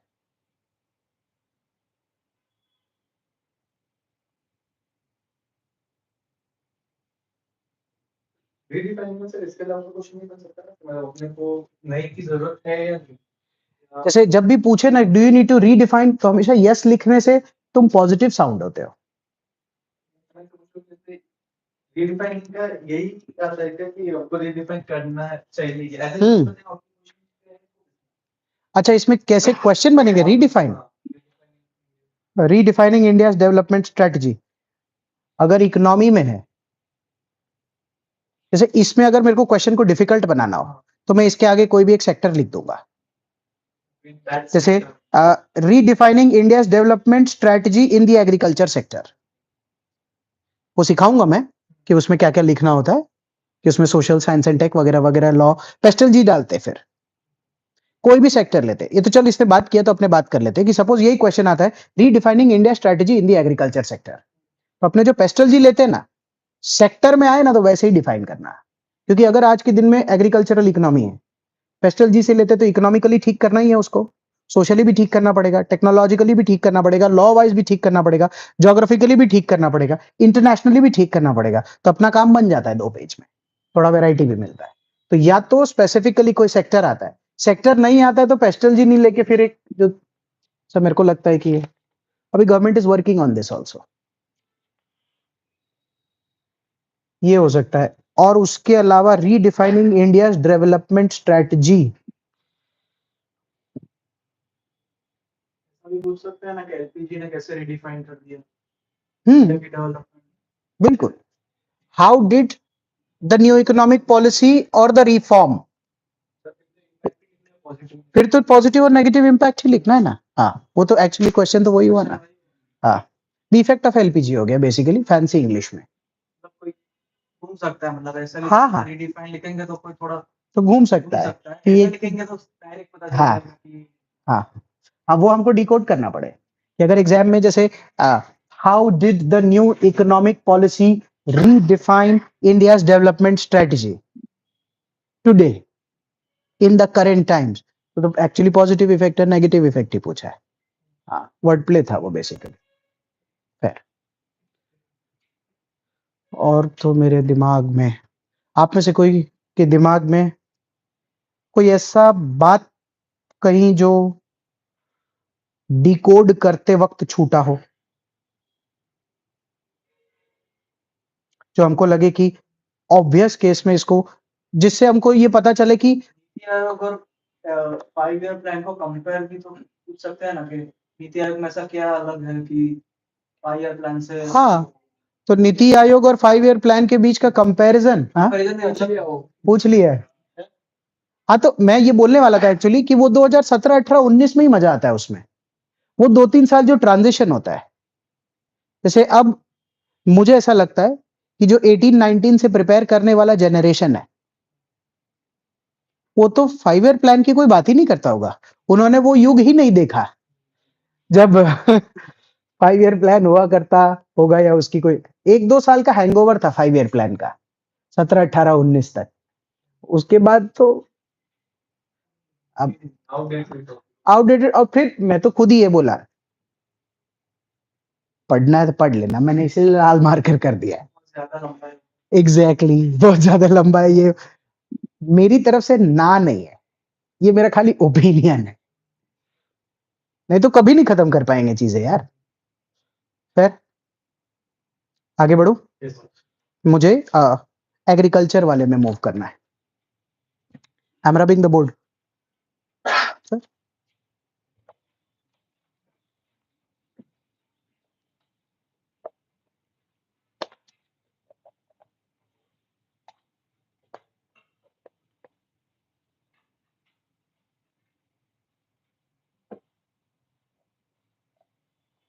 तो हमारा 1 और 2 मतलब हिस्ट्री का पहला और दूसरा वाला पार्ट हुआ है।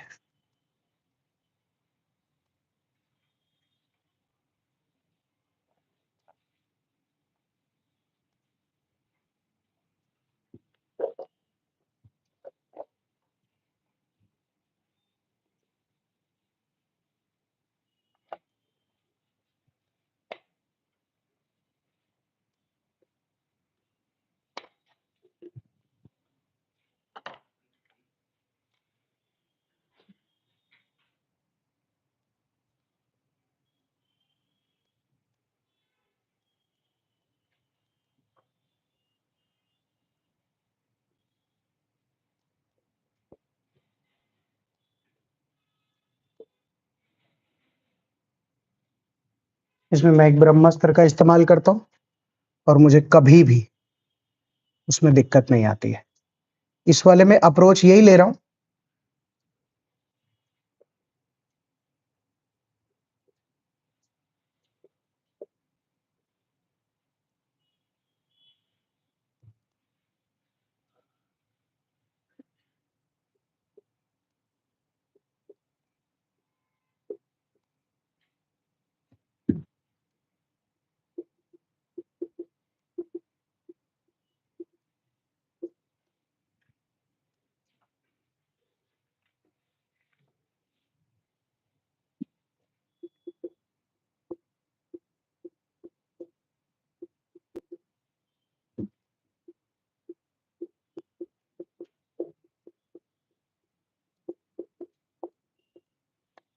देखो ये तरीका हम लोग यूपीएससी में जीएस पेपर 3 में एक एग्रीकल्चरल इकोनॉमी वाला पार्ट है, उसमें यूज करते। It has worked wonders for us in terms of two things. One, nobody here is a farmer who goes to the farms daily. So when we write answers, it's narrow. ये हमको answers को एक तो बहुत ही wide वो देता है, plus क्या होता है कि पॉइंट्स हमारे जल्दी गड़बड़ाते नहीं, तो इसलिए मैं ये तरीका यूज करता हूँ। क्या करते हैं इसमें, जैसे ना ये ओवरऑल एक फ्लो चार्ट है खेतीबाड़ी का। गेम फार्म से शुरू होता है, फिर सीड्स पे आता है, फिर सिंचाई इरिगेशन का काम होता है जिसमें क्लाइमेट एक रोल प्ले करता है, फिर हार्वेस्ट जब काटते हैं उसको, फिर उसके बाद स्टोरेज, फिर या तो डायरेक्ट डिस्ट्रीब्यूशन कर देते हैं या वो फूड प्रोसेसिंग इंडस्ट्री में चला जाता है, फिर उसके बाद सेल होता है या तो पुअर को या रिच को। तो ये जो पुअर वाला पार्ट है इसी को एक फैंसी वर्ड दे देता हूं, पीडीएस। अब ये इसी का पार्ट है। अब देख, before going to the topic itself, जैसे anybody any PYQ please, any. Agriculture में लोग जा रहे हैं, यंग जनरेशन, बट एग्रीकल्चर की प्रोडक्टिविटी बढ़ नहीं रही। ओके, क्वेश्चन ये था कि एग्रीकल्चर में यंगस्टर्स जा रहे हैं पर एग्रीकल्चर की प्रोडक्टिविटी नहीं बढ़ रही। जा रहे हैं, सिर्फ पढ़े लिखे भी जा रहे हैं, पढ़े काम लिखे में जा रहे हैं, ऐसा पढ़े लिखे उसमें पढ़ा एग्रीकल्चर के लिए, बट फिर भी एग्रीकल्चर को चूज नहीं कर। तुमने क्वेश्चन बदल दिए, मैं इसीलिए कोई बोला कि कोई भी एक, पूरा पढ़। हाँ हाँ, The youngsters who have graduated in the subject of अच्छा agriculture that lean towards other professions instead of going back to the farms. And as this statement. That is not the question to agriculture. ये वाला जो question आपने पढ़ा इसमें ये बोला था कि लोग बीएससी एग्रीकल्चर करते और खेती नहीं करते, क्यों? वो तो क्वेश्चन ही अलग हो गया। मैं तो खेती बाड़ी का कोई भी क्वेश्चन बोल रहा हूँ। हाँ, thank you. Use of nano technology in the field of agriculture can change the agriculture industry. अब बच्चे क्या करते पता है, nano seed, nano fertiliser, nano. यार सुनो, आप ना सातों आठों फील्ड में नैनो का यूज लो तो तुम्हारा काम हो जाएगा। जैसे how can nanotech be used in the farms?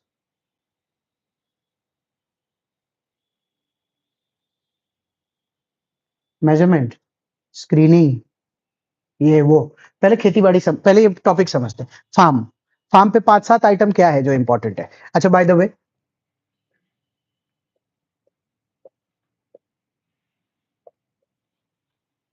यही होगा, इसके बाद सीड और हार्वेस्ट में तो जाएंगे नहीं। ऐसा फार्म, जैसे चल बता, फार्म के 5 प्रॉब्लम फटाफट। छोटे छोटे छोटे छोटे फ्रेगमेंटेशन, आपसे वर्ड चाहिए, टूटे टूटे छोटे छोटे। Fragmentation, degradation, not connected to roads. Connectivity, disputes, you can't talk about irrigation, we'll talk when it comes। यही क्वेश्चन में लफड़ा है, आदमी लैंड लिखता है इरिगेशन लिख देता है, वो लैंड का प्रॉब्लम है। फर्टिलिटी,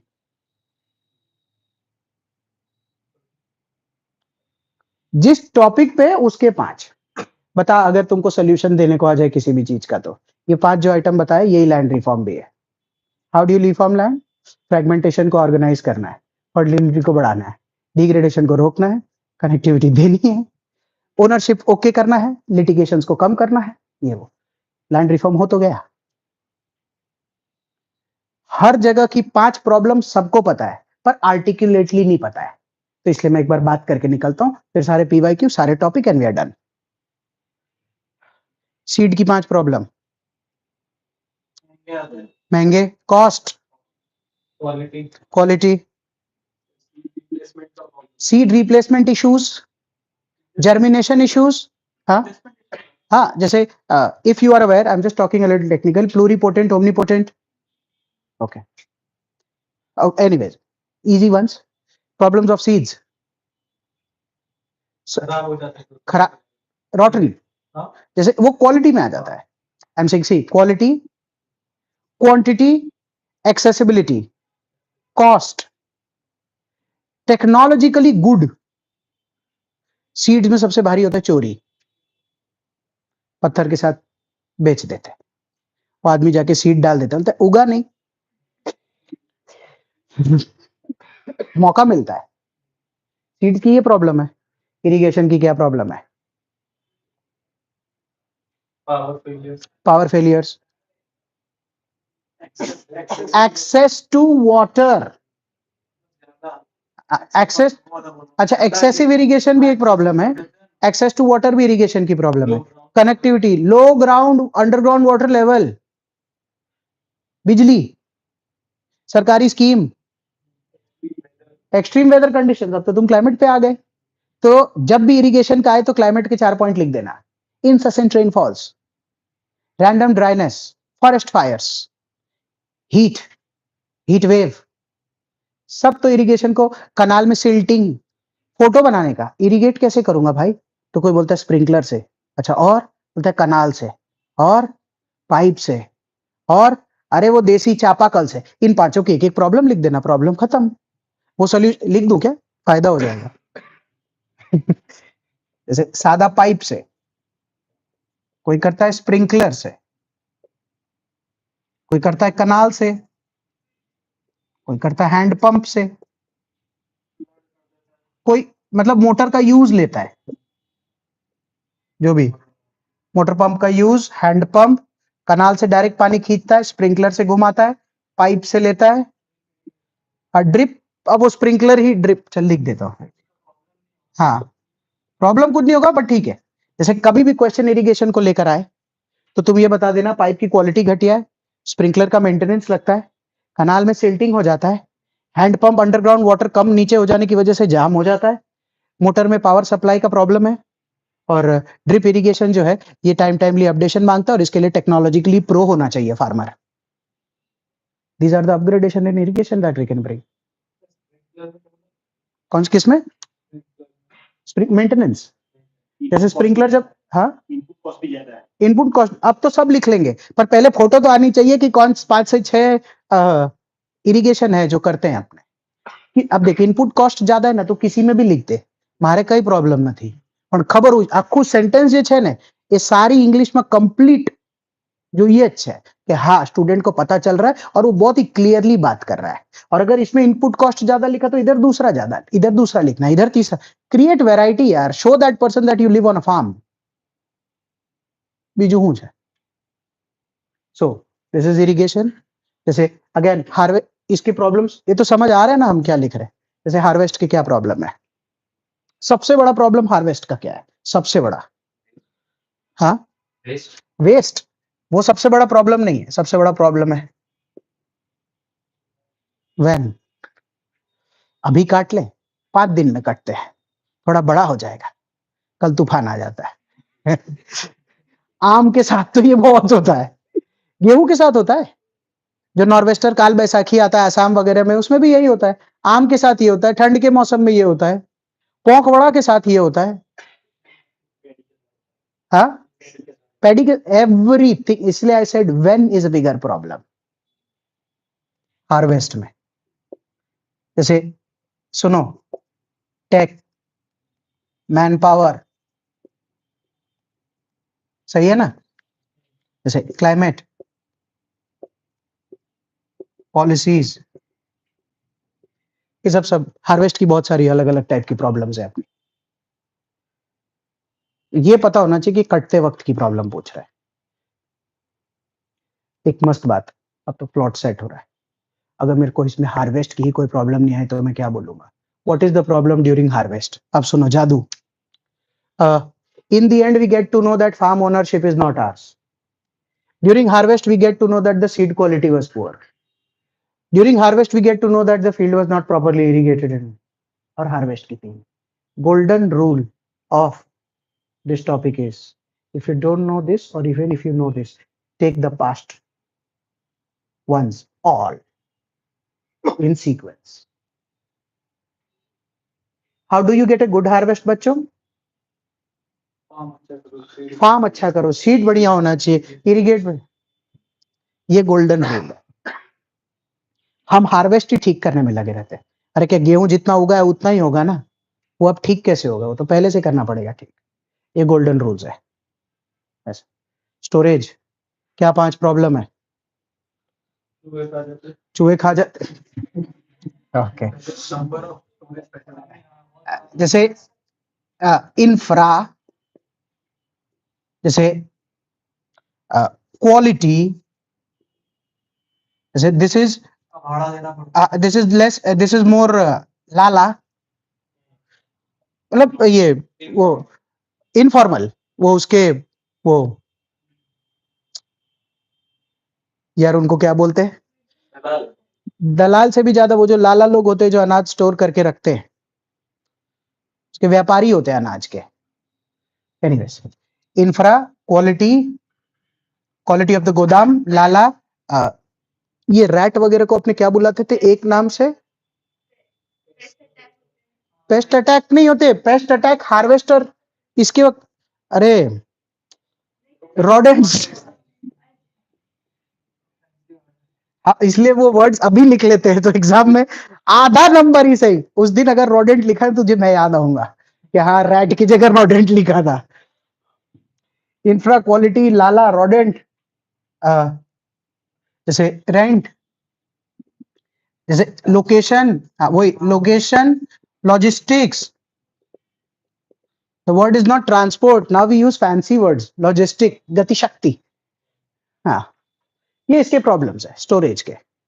बच्चों, कैसे फार्मिंग को अच्छा कर सकते हैं, इंडिया में प्रोडक्टिविटी बढ़ा सकते हैं? पूरा सप्लाई चेन, यही अपना पहला टॉपिक है। क्वेश्चन में लिखा है कि एग्रीकल्चर ग्रोथ एंड प्रोडक्टिविटी।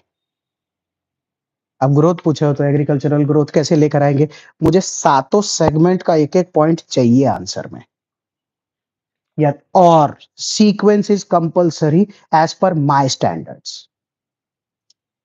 मेरे को वो आंसर ही पढ़ने में बराबर नहीं लगते, वो उधर ठीक करता है फिर खेती में लाता है, फिर सही है। आपको बुफे की पार्टी में आप जाते होंगे तो फट से पहुंचते ही पहले तुम मीठा खा लेते होगे, फिर सूप पी लेते होगे, फिर उसके बाद पनीर की सब्जी के साथ एक रोटी खा लेते होगे, फिर स्टार्टर। यार, it's not only about filling the stomach, you have to go in a flow. Flow से सामने वाले को ये फील आता है कि you are very articulate in writing your answer and your approach towards answer is very solid, otherwise it becomes a challenge. Anyways, distribution and food processing, इसके अपने चैलेंज अब तो समझ आ रहा होगा कि क्या बात है। एंड देन सेल, सेल में पीडीएस एक पार्ट चला जाता है, बराबर है। टॉपिक अप्रोच करना स्टार्ट करें। अच्छा, पहले प्लान ये है कि पहले पॉइंट नंबर 4 को इसमें फिट करेंगे, आई एम अज्यूमिंग कि फिट हो ही जाने वाला है, और फिर उसके बाद पीवाईक्यू देखेंगे तो अपने को समझ आ जाएगा। आगे बढ़े, देखो एग्रीकल्चर ग्रोथ एंड प्रोडक्टिविटी कैसे डन, बोर्ड पे देखना। सस्टेनेबल एग्रीकल्चरल ग्रोथ लेकर आना है, कैसे? सातों में सस्टेनेबल का एक एक पॉइंट डालना। हेलो, सस्टेनेबल एग्रीकल्चरल ग्रोथ लेकर आना है। फार्म का सस्टेनेबल का जवाब क्या है? Farming techniques, organic farming, mulching, stubbling, ये वो, नो क्रॉप रेसिड्यू बर्न, ये कुछ भी लिख जो सस्टेनेबल होना चाहिए। सीड्स का, ऑर्गेनिक सीड्स नहीं होते, मतलब वो केवाई वो वाले नहीं, अरे नॉर्मल। जैसे फसल को काट के उसी के सीड उसी में छोड़ देते हैं, तो they are regenerator seeds, that's organic, that's sustainable. You don't have to buy ना, फैक्ट्री मेड नहीं होगा, पॉलिश नहीं करना पड़ता है।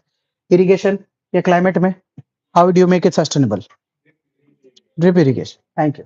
Harvest, how do you make it sustainable? No, नहीं,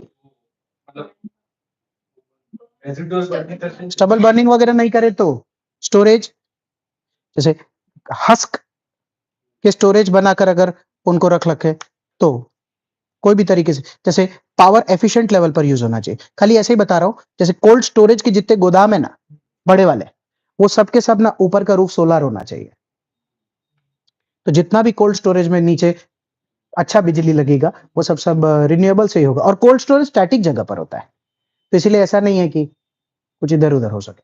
हर एक में एक एक सोचते चले जाना ना, तो आपका काम बन सकता है।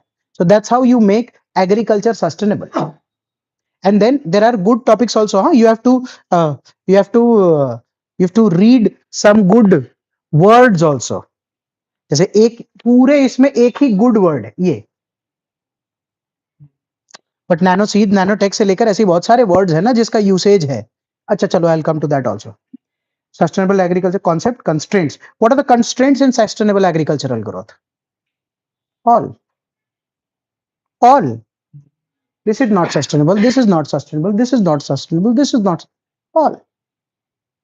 जैसे institutional setup of land system and land reforms, जैसे यही वो वाला टॉपिक है। लैंड रिफॉर्म के लिए ना गूगल पे जाके आप 2 पेज का फैक्चुअल डेटा देख लेना। जैसे मुझे अगर कभी लैंड रिफॉर्म पढ़ाना स्टार्ट करना पड़ता है ना, तो मैं उठाना चालू करता हूं वॉरेन हेस्टिंग से। और अगर थोड़ा और आर्टिकुलेट होना है तो भी मैं कॉर्नवालिस के अलावा से स्टार्ट नहीं कर पाता, क्योंकि लैंड रिफॉर्म का स्टार्ट ही तब हुआ जब लैंड एक कमोडिटी बना, और कमोडिटी परमानेंट सेटलमेंट से ही बनना स्टार्ट हुआ। तो इसीलिए मेरे आंसर्स का ही स्टार्ट ऐसा है कि जैसे the concept of land reform started the moment land became a commodity in India, introduced by Cornwallis through permanent settlement. तो मेरे को आधा मार्क ज्यादा मिलने का स्कोप मिलता है। सामने वाले को पता चलता है कि ये लैंड रिफॉर्म को वहां से उठा रहा है जहां से उठाना चाहिए था। फिर उसके बाद कहीं कहीं पर फैक्चुअली कहीं कहीं पर ब्रिटिशर्स ने सही में लैंड रिफॉर्म को लेकर कुछ कुछ चीजें की है, ऐसा नहीं है। फिर उसको तुम देखते जाना, उसमें एक्ट्स है, सीलिंग एक्ट है, पॉलिसीज है, वगैरह वगैरह डालते करते जाओगे। कुछ स्टेप्स है, गुजरात ने कुछ स्टेप्स लिए हैं, बिहार ने कुछ स्टेप लिए हैं, यूपी ने कुछ स्टेप लिए। आप जहां का जैसा लिखना चाहो गाइस, जैसे this is factual 2 pages, technically it takes 2 hours to teach. वो पूरा एक दिन जो लैंड रिफॉर्म पढ़ाते हैं, तो 2 पेज पढ़ के भी जाते तो भी अपना काम हो जाएगा, उसकी कोई दिक्कत नहीं। एंड फैक्चुअली कम से कम 3-4 शहर है, 3-4 राज्य का एक्ट वैक्ट कोई स्टेप, उनके किसी सीएम ने कुछ किया हो तो कहीं भी कुछ अच्छा करके रखना जरूरी है, ऐसा। फिर तो इसी में एक पॉइंट के बाद बात नहीं कर सकता मैं। हाँ, ग्रीन रेवोल्यूशन, टेक्नोलॉजिकल चेंजेस। अब जैसे ग्रीन रेवोल्यूशन की अपनी एक स्टोरी है। स्टोरी में कैसा है कि भाई 1967 Norman Borlaug brought to India, MS Swaminathan, मिला जुला के हाई यील्ड वेराइटी सीड्स का इस्तेमाल करना, पंजाब हरियाणा रीजन से इस चीज का स्टार्ट करना, और उसके बाद western UP, central UP, eastern UP, Bihar में इसका इंट्रोडक्शन होना, हाई यील्डिंग वेराइटीज का बन के तैयार होना। ये ग्रीन रेवोल्यूशन का सिर्फ एग्रीकल्चरल स्टेप है। बाकी ग्रीन रेवोल्यूशन में जैसे इधर भी किया था, इधर भी किया था, इधर भी किया था, क्योंकि कनाल भी ग्रीन रेवोल्यूशन का ही पार्ट है। हार्वेस्ट के वक्त जो थ्रेशर वगैरह का टेक्नोलॉजी का इंट्रोडक्शन था, वो भी ग्रीन रेवोल्यूशन का ही पार्ट था। स्टोरेज के लिए गोदाम वगैरह बनाने से लेकर पॉलिसी डिजाइन, वो सब भी ग्रीन रेवोल्यूशन का ही पार्ट था। जैसे डिस्ट्रीब्यूशन का भी जो पूरा प्रोसेस है, ट्रक व्रक का बनना, रोड वगैरह, ये सब भी ग्रीन रेवोल्यूशन का एक वो पार्ट है। दूसरा है पब्लिक, कि फार्मर वार्मर वगैरह के लिए क्या किया, क्योंकि ये जो पूरा टॉपिक लिखा है, इस टॉपिक के अलावा एक और टॉपिक है ना इस पूरे गेम में,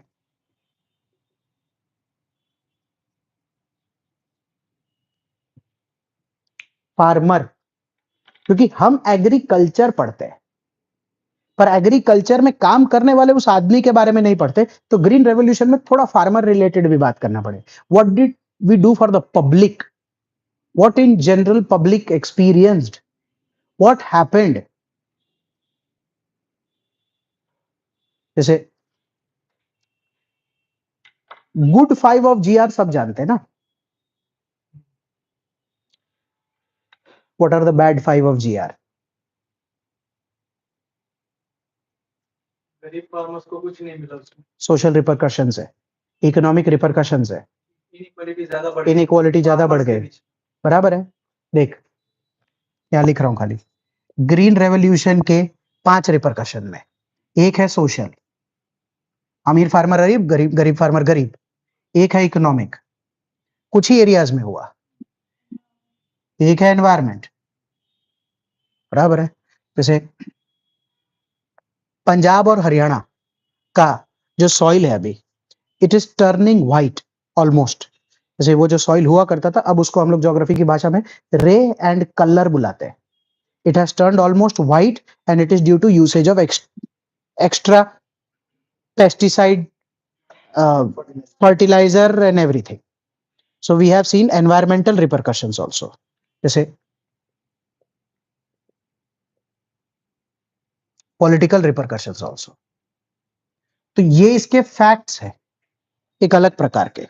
जैसे Bihar being arguably the most productive geographical region, but वो उतना ग्रो नहीं हुआ जितना Punjab.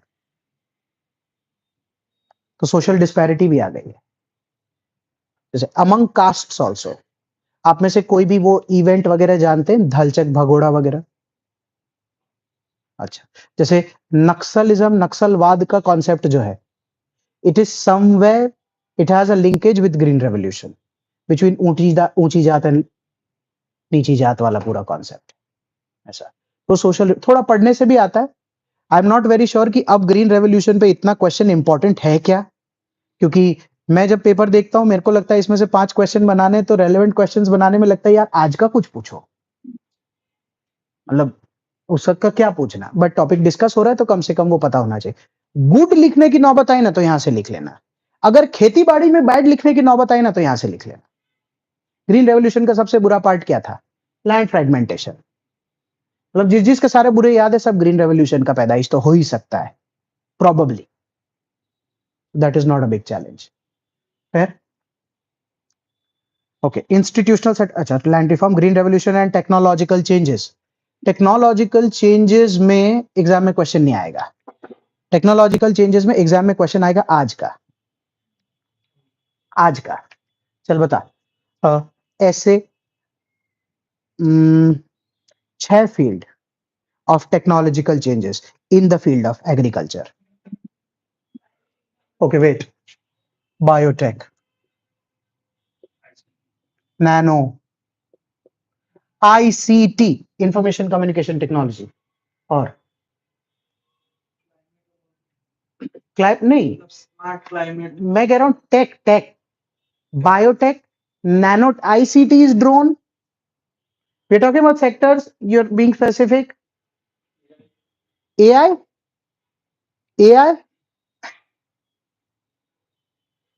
IoT, internet of things, मेरी बात समझो, सब आईसीटी में।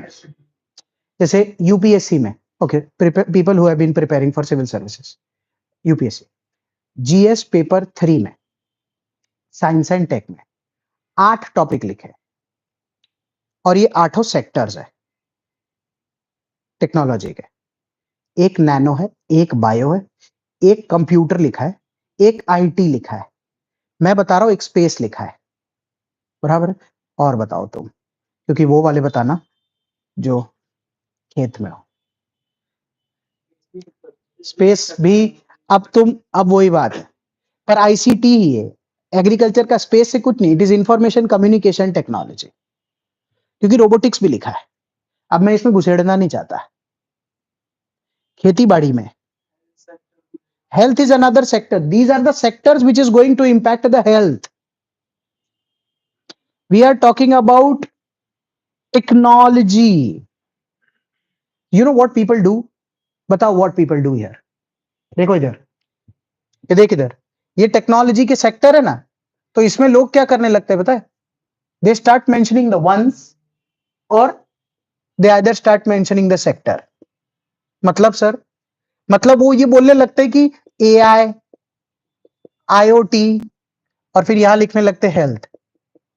यार मैं उनकी बात नहीं कर रहा, विच टेक नहीं बोल रहा, विच सेक्टर नहीं बोल रहा, मैं टेक पूछ रहा हूं कि फार्म पे कौन सा टेक। जब ये सेट हो जाता है, मान लो 3 ही ले रहे हैं अभी, इंफॉर्मेशन कम्युनिकेशन टेक्नोलॉजी, नैनोटेक और बायोटेक, सेट करना तो स्मूथ सेट होता है। जैसे एक सेकेंड,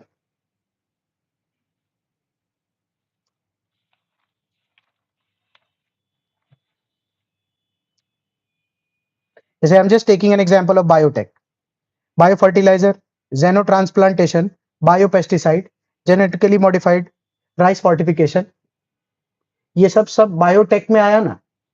अगर मान ले कोई मुझे नैनोटेक पूछ ले एग्रीकल्चर में, तो मैं नैनोटेक में क्या बोलूंगा? Nanoporous, nano fertiliser, nano urea, fungicides, वो नैनोटेक में गया।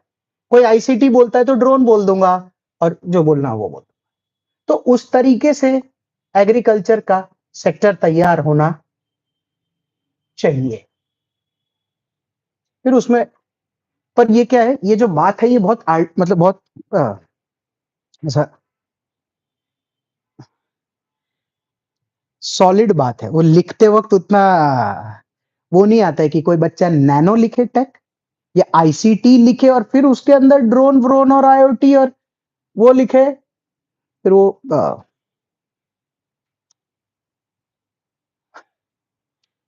योजना का आर्टिकल अभी चमका है, वो भी ऐसे ही योजना का आर्टिकल। साल वाले अच्छा, यूपीएससी में पिछले साल पूछ लिया था ना कि एग्रीकल्चर जो 1960s का था, फिर हम लोग सरप्लस पे आ गए। हाँ, तो उसमें टेक का क्या यूज है ये हो, तो वही तो क्वेश्चन बनता है कि 1960s का एग्रीकल्चर था, आज क्या टेक का इस्तेमाल करके टुडे वी आर देयर।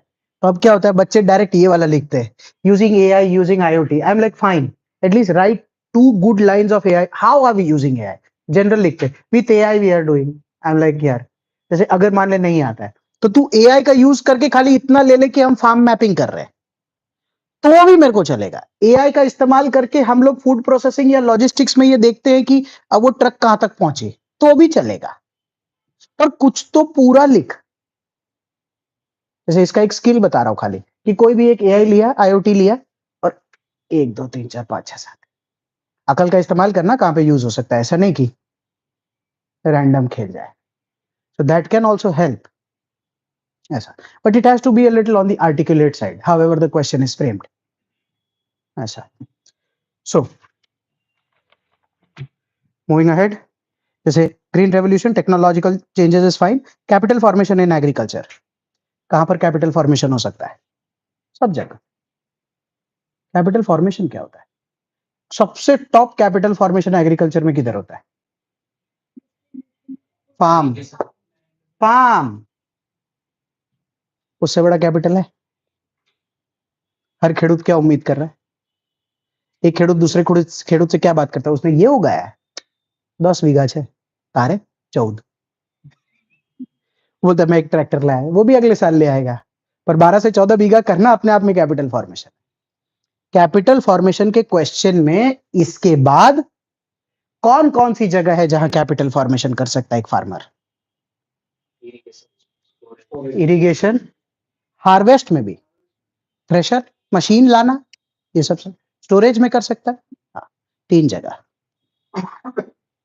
और भी मतलब डिस्ट्रीब्यूशन में भी ट्रैक्टर रख सकता है अपने पास, ऐसी कोई बात नहीं। टमाटर उगाता है तो एक टमाटर की फैक्ट्री भी डाल सकता है, वो केचप की, सॉरी, फूड प्रोसेसिंग, वो एक अलग बात है कि भाई गेहूं उगाता है तो आटा बनाने की चक्की मशीन डाल सकता है, food processing. But capital formation का ध्यान रखना, मेरे को इतना आइडिया नहीं है कि सीड में अब क्या होगा कैसे होगा, बट फ्लो से कम अपना आंसर ठीक जाएगा। कि अगर एक क्वेश्चन आ जाए, अपन घर से पढ़ के नहीं आए, capital formation in agriculture, where where where all can it take place? So at least we can talk that it can be done in the land sector, in the irrigation sector, at the harvest area, in the storage, at the distribution level, whatever. So you can fill 2 pages fast. और capital formation मतलब क्या? Asset building ही तो करना है ना game में, तो वो इतना कौन सा रॉकेट साइंस है इसमें, उसका एसेट बना के देना। That also helps. Capital formation के बाद फूड सिक्योरिटी, ये एक अलग ही टॉपिक है। बता किधर आता है? ये पीडीएस वाला इधर आता है, फूड सिक्योरिटी, ये अलग टॉपिक है ऑल टुगेदर। एग्रीकल्चरल प्राइसिंग कैसे? जी नहीं, ये 6 पहले लेना पड़ेगा। ये 6 नहीं सीखोगे तो एमएसपी कैसे लाओगे? जो अपने थियोरेटिकली वो एमएसपी पढ़ते थे, वो एक्चुअली, हाँ, वो एक्चुअली ऐसे ही तो तैयार होता है, एफएल वाला वो वाला ऐसा है। तो एक एक तो वो एमएसपी वाला है, CACP डिसाइड करता है वगैरह। एक ये शुगर केन वाला क्या था, FRP, फेयर रेम्युनरेटरी प्राइसिंग, वो है। वो हो गया कोर, जो अपने प्रीलिम में पढ़ के जाते हैं, तो ये तो करके जाना ही चाहिए, क्योंकि अगर CACP सॉरी MSP या FRP पे कोई बात आ गई और अपने एग्जाम में उसका 6-8 लाइन 10 लाइन नहीं लिख पाते तो अपने को अफसोस होता है। और बच्चे, जनरल बच्चे जो बाहर निकलेंगे तो फिर उनको ऐसा हो जाएगा, यस ये वाला क्वेश्चन स्टैटिक आया था। वो गलती तो कभी नहीं होनी चाहिए। और फिर जो क्वेश्चन आए, what is the drawback in the pricing of MSP? What is the drawback? मतलब कभी नहीं पूछते, हाँ, बुरा कभी नहीं पूछते, बुरा कभी नहीं पूछते। मैंने नहीं देखा कहीं पे बुरा अच्छा, पूछा हो। तो क्वेश्चन अच्छा कर देता हूँ, क्वेश्चन अच्छा कर देता हूँ। कैसे सुधर है, हाँ, how can you make the MSP more resilient? This is the answer ना। Every input cost has to be comprehensively considered and compared with respect to land, seed, irrigation, blah blah blah। सही बात है। सही में अपने लोग आज गेहूं उगाने चले जाए और अपने को कोई बोले हाँ भाई कितने में बेचेगा, तो अपने क्या करेंगे? इसका भाड़ा देखेंगे, कितने का बीज आया वो देखेंगे, कितना पानी लगा, कितना लेबर मजदूर से लेकर कितना है, वही देखेंगे और क्या देखेंगे। So it has to be more comprehensively covered as a topic for better MSP। And MSP पे अगर क्वेश्चन आता है जो उसका कोर आता है तो मैं तो नहीं संभाल पाऊंगा, उसके लिए तो पढ़ना ही पड़ेगा। प्रीलिम में पढ़ा भी होगा मेरे हिसाब से, और जो मेंस वाला पार्ट है वो इस तरीके से सॉल्व किया जा सकता है। फूड प्रोक्योरमेंट एंड PDS, ये तो क्लियरली यही है। मतलब इसमें कौन से दो टॉपिक निकले अपने जो अपने को पढ़ना है?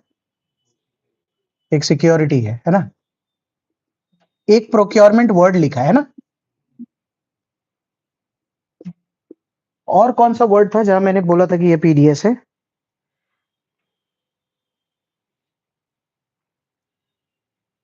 और कहीं नहीं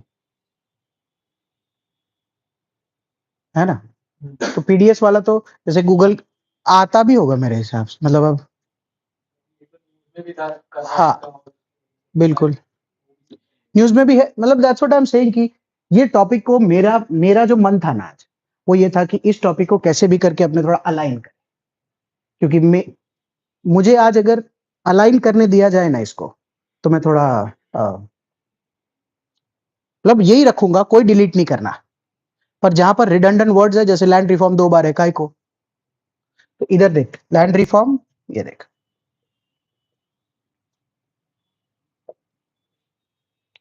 तो टॉपिक नंबर 3 और 4 हो गए ना। आर्टिकुलेट भी होता है ऐसा, तो घर जाकर तुमको एक काम करना पड़ेगा, जैसे इस वाले में सारे बुरे वाले पार्ट लिखने पड़ेंगे। अच्छी बात यह कि बुरा ही अच्छा हो जाएगा। और सबसे अच्छा, अगर कोई ऐसा डॉक्यूमेंट मिलता है या कोई जगह हो जहां पर आपके पास गवर्नमेंट के लॉज, स्कीम्स, कोलैब, अभी इजराइल के साथ क्या खूबसूरत कोलैबोरेशन किया है टोटल एग्रीकल्चर के फील्ड में, लॉज, स्कीम्स, कोलैब्स, टेक।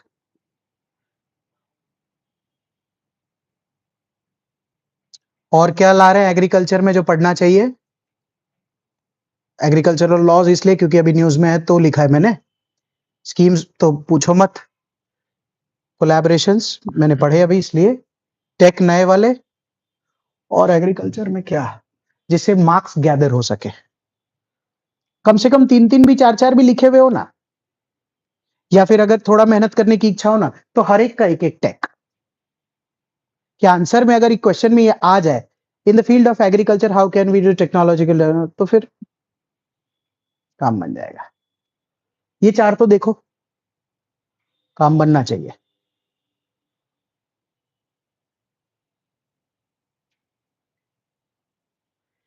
ये एक पार्ट है, fruit food procurement and PDS। Okay, previous year का क्वेश्चन पेपर देख लीजिए और उसमें देखिए कि कोई ऐसा क्वेश्चन जो थोड़ा आउट ऑफ द ब्लू हो, जो अपने को इसमें ना सेट हो पा रहा हो, या अपने को स्ट्रेटजी में कोई रीजेक करना हो कहीं और। यूथ वाला ही पढ़ रहा है एग्रीकल्चर का पर नहीं आ रहा है वो तो यूथ जो एग्रीकल्चर पढ़ रहा है और नहीं आ रहा है वो क्वेश्चन इकोनॉमी का है कि वो इकोनॉमी में मैन्युफैक्चरिंग सेक्टर में जा रहा है, आईटी सेक्टर में जा रहा है, ये सेक्टर में जा रहा है। वो जो 8-10 सेक्टर है वो लिखना है। जो अभी डायग्राम नहीं बनाया था उसमें एक एग्रीकल्चर सेक्टर था, उसके अलावा 9 सेक्टर लिख, उसमें जा रहा है वो, और 9 के 9 सेक्टर का advantage. Drawbacks of agriculture, drawbacks of agriculture है बाकी सेक्टर के प्लस।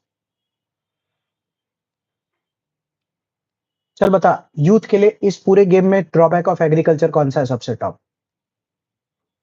फील्ड जॉब हाँ, field job, it's the farm litigations and everything. What attracts youth to farms? Lifestyle नहीं. What attracts them to the farms in terms of profit? ये चल ये वाला धंधा करते. What is it? It is this part. It is this part. Opportunities in this part. कभी मैं अपनी बात कर रहा हूं, मैंने कभी किसी यूथ को नहीं सुना कि खेत तो पड़े हैं मैं सोच रहा हूं चला जाओ, या सीड्स का उसने कारण बताया हो. वो क्या बताते भाई, अब मैं ये वाले तरीके से ऐसे करके ड्रिप इरिगेशन से ऐसे करके पानी निकाल के ऐसे बनाऊंगा, या तो वो बताता है कि ऐसे काटूंगा तो फिर ये वाले बीज लगाऊंगा तो इससे ये वाला उत्पादन होता है, या वो बोलेगा कि आराम से इसको गोदाम में रखेंगे तो देखना कोल्ड स्टोरेज में जा रहे हैं यूथ. ये वाले 3-4 सेगमेंट उनको बहुत अट्रैक्ट करते हैं. ये तो बिल्कुल नहीं कर रहा. बिग बाजार और रिलायंस मॉल तो उनको कर ही नहीं रहा है कि वो धान गेहूं फसल बेचें. उनको प्रोडक्शन में इंटरेस्ट है, और प्रोडक्शन में भी ये चार. उनकी लाइफ का सबसे बड़ा क्लेश क्या है? क्यों क्यों गुजरात में अगर काम चालू करे ना, इन्हें खबर नहीं पड़ती 7 बार हूं है વીઘો કેને કહેવાય, વારસામાં પેલો નામ છે કે નહીં, પેલા કાકા મામા છોકરા છે, આ કેવી રીતે વચાય. उत्तर प्रदेश बिहार में बात करेगा ना तो उसको ये नहीं पता चलेगा कि धुर क्या होता है, खाता क्या होता है, खेसड़ा क्या होता है. मतलब लोकल लिंगो पे गेम चला जाता है, और हर ऐसी बात पे चला जाता है जहां यहां पर एक्सेप्टेबिलिटी भी कम आती है. There's a farming community, right? Which, no offense, but a system of castes exists which do. They break the social barriers and enter. तो लोग पूछते ये कौन पढ़ा लिखा आदमी आ गया खेत में. So here is where they face challenge in my opinion. बाकी सब तो इसी के तो राजा है ना, इसीलिए तो अट्रैक्ट कर रहा है. यहां पर चैलेंज आता है, सबसे बड़ा कॉस्ट भी यही उठा. कोई भी हो यार, तुम हो मैं हूं, खेती करने जाना है, सबसे पहले अपने मुझे जमीन का क्या सीन है. एक कागज लाके देखा तो पढ़ने में पहले एक ट्रांसलेटर की जरूरत पड़ जाएगी कि समझना पड़. मैं तो बोलता हूं उस गुजराती माणस હોય ને, અને એક કહેવાનો હતો, એની જ જમીન હોય ને અને એને જ એના કાગળિયા આપી દે ને તો પણ એ કહેશે મને નહીં ખબર આ મારી છે. मतलब इतना Gujarat is still doing better than a lot of states digitally, at least. That's where the problem is. So the bads of agriculture and the goods of other sectors, banking and all this, that they give you travel, life, falna dimka.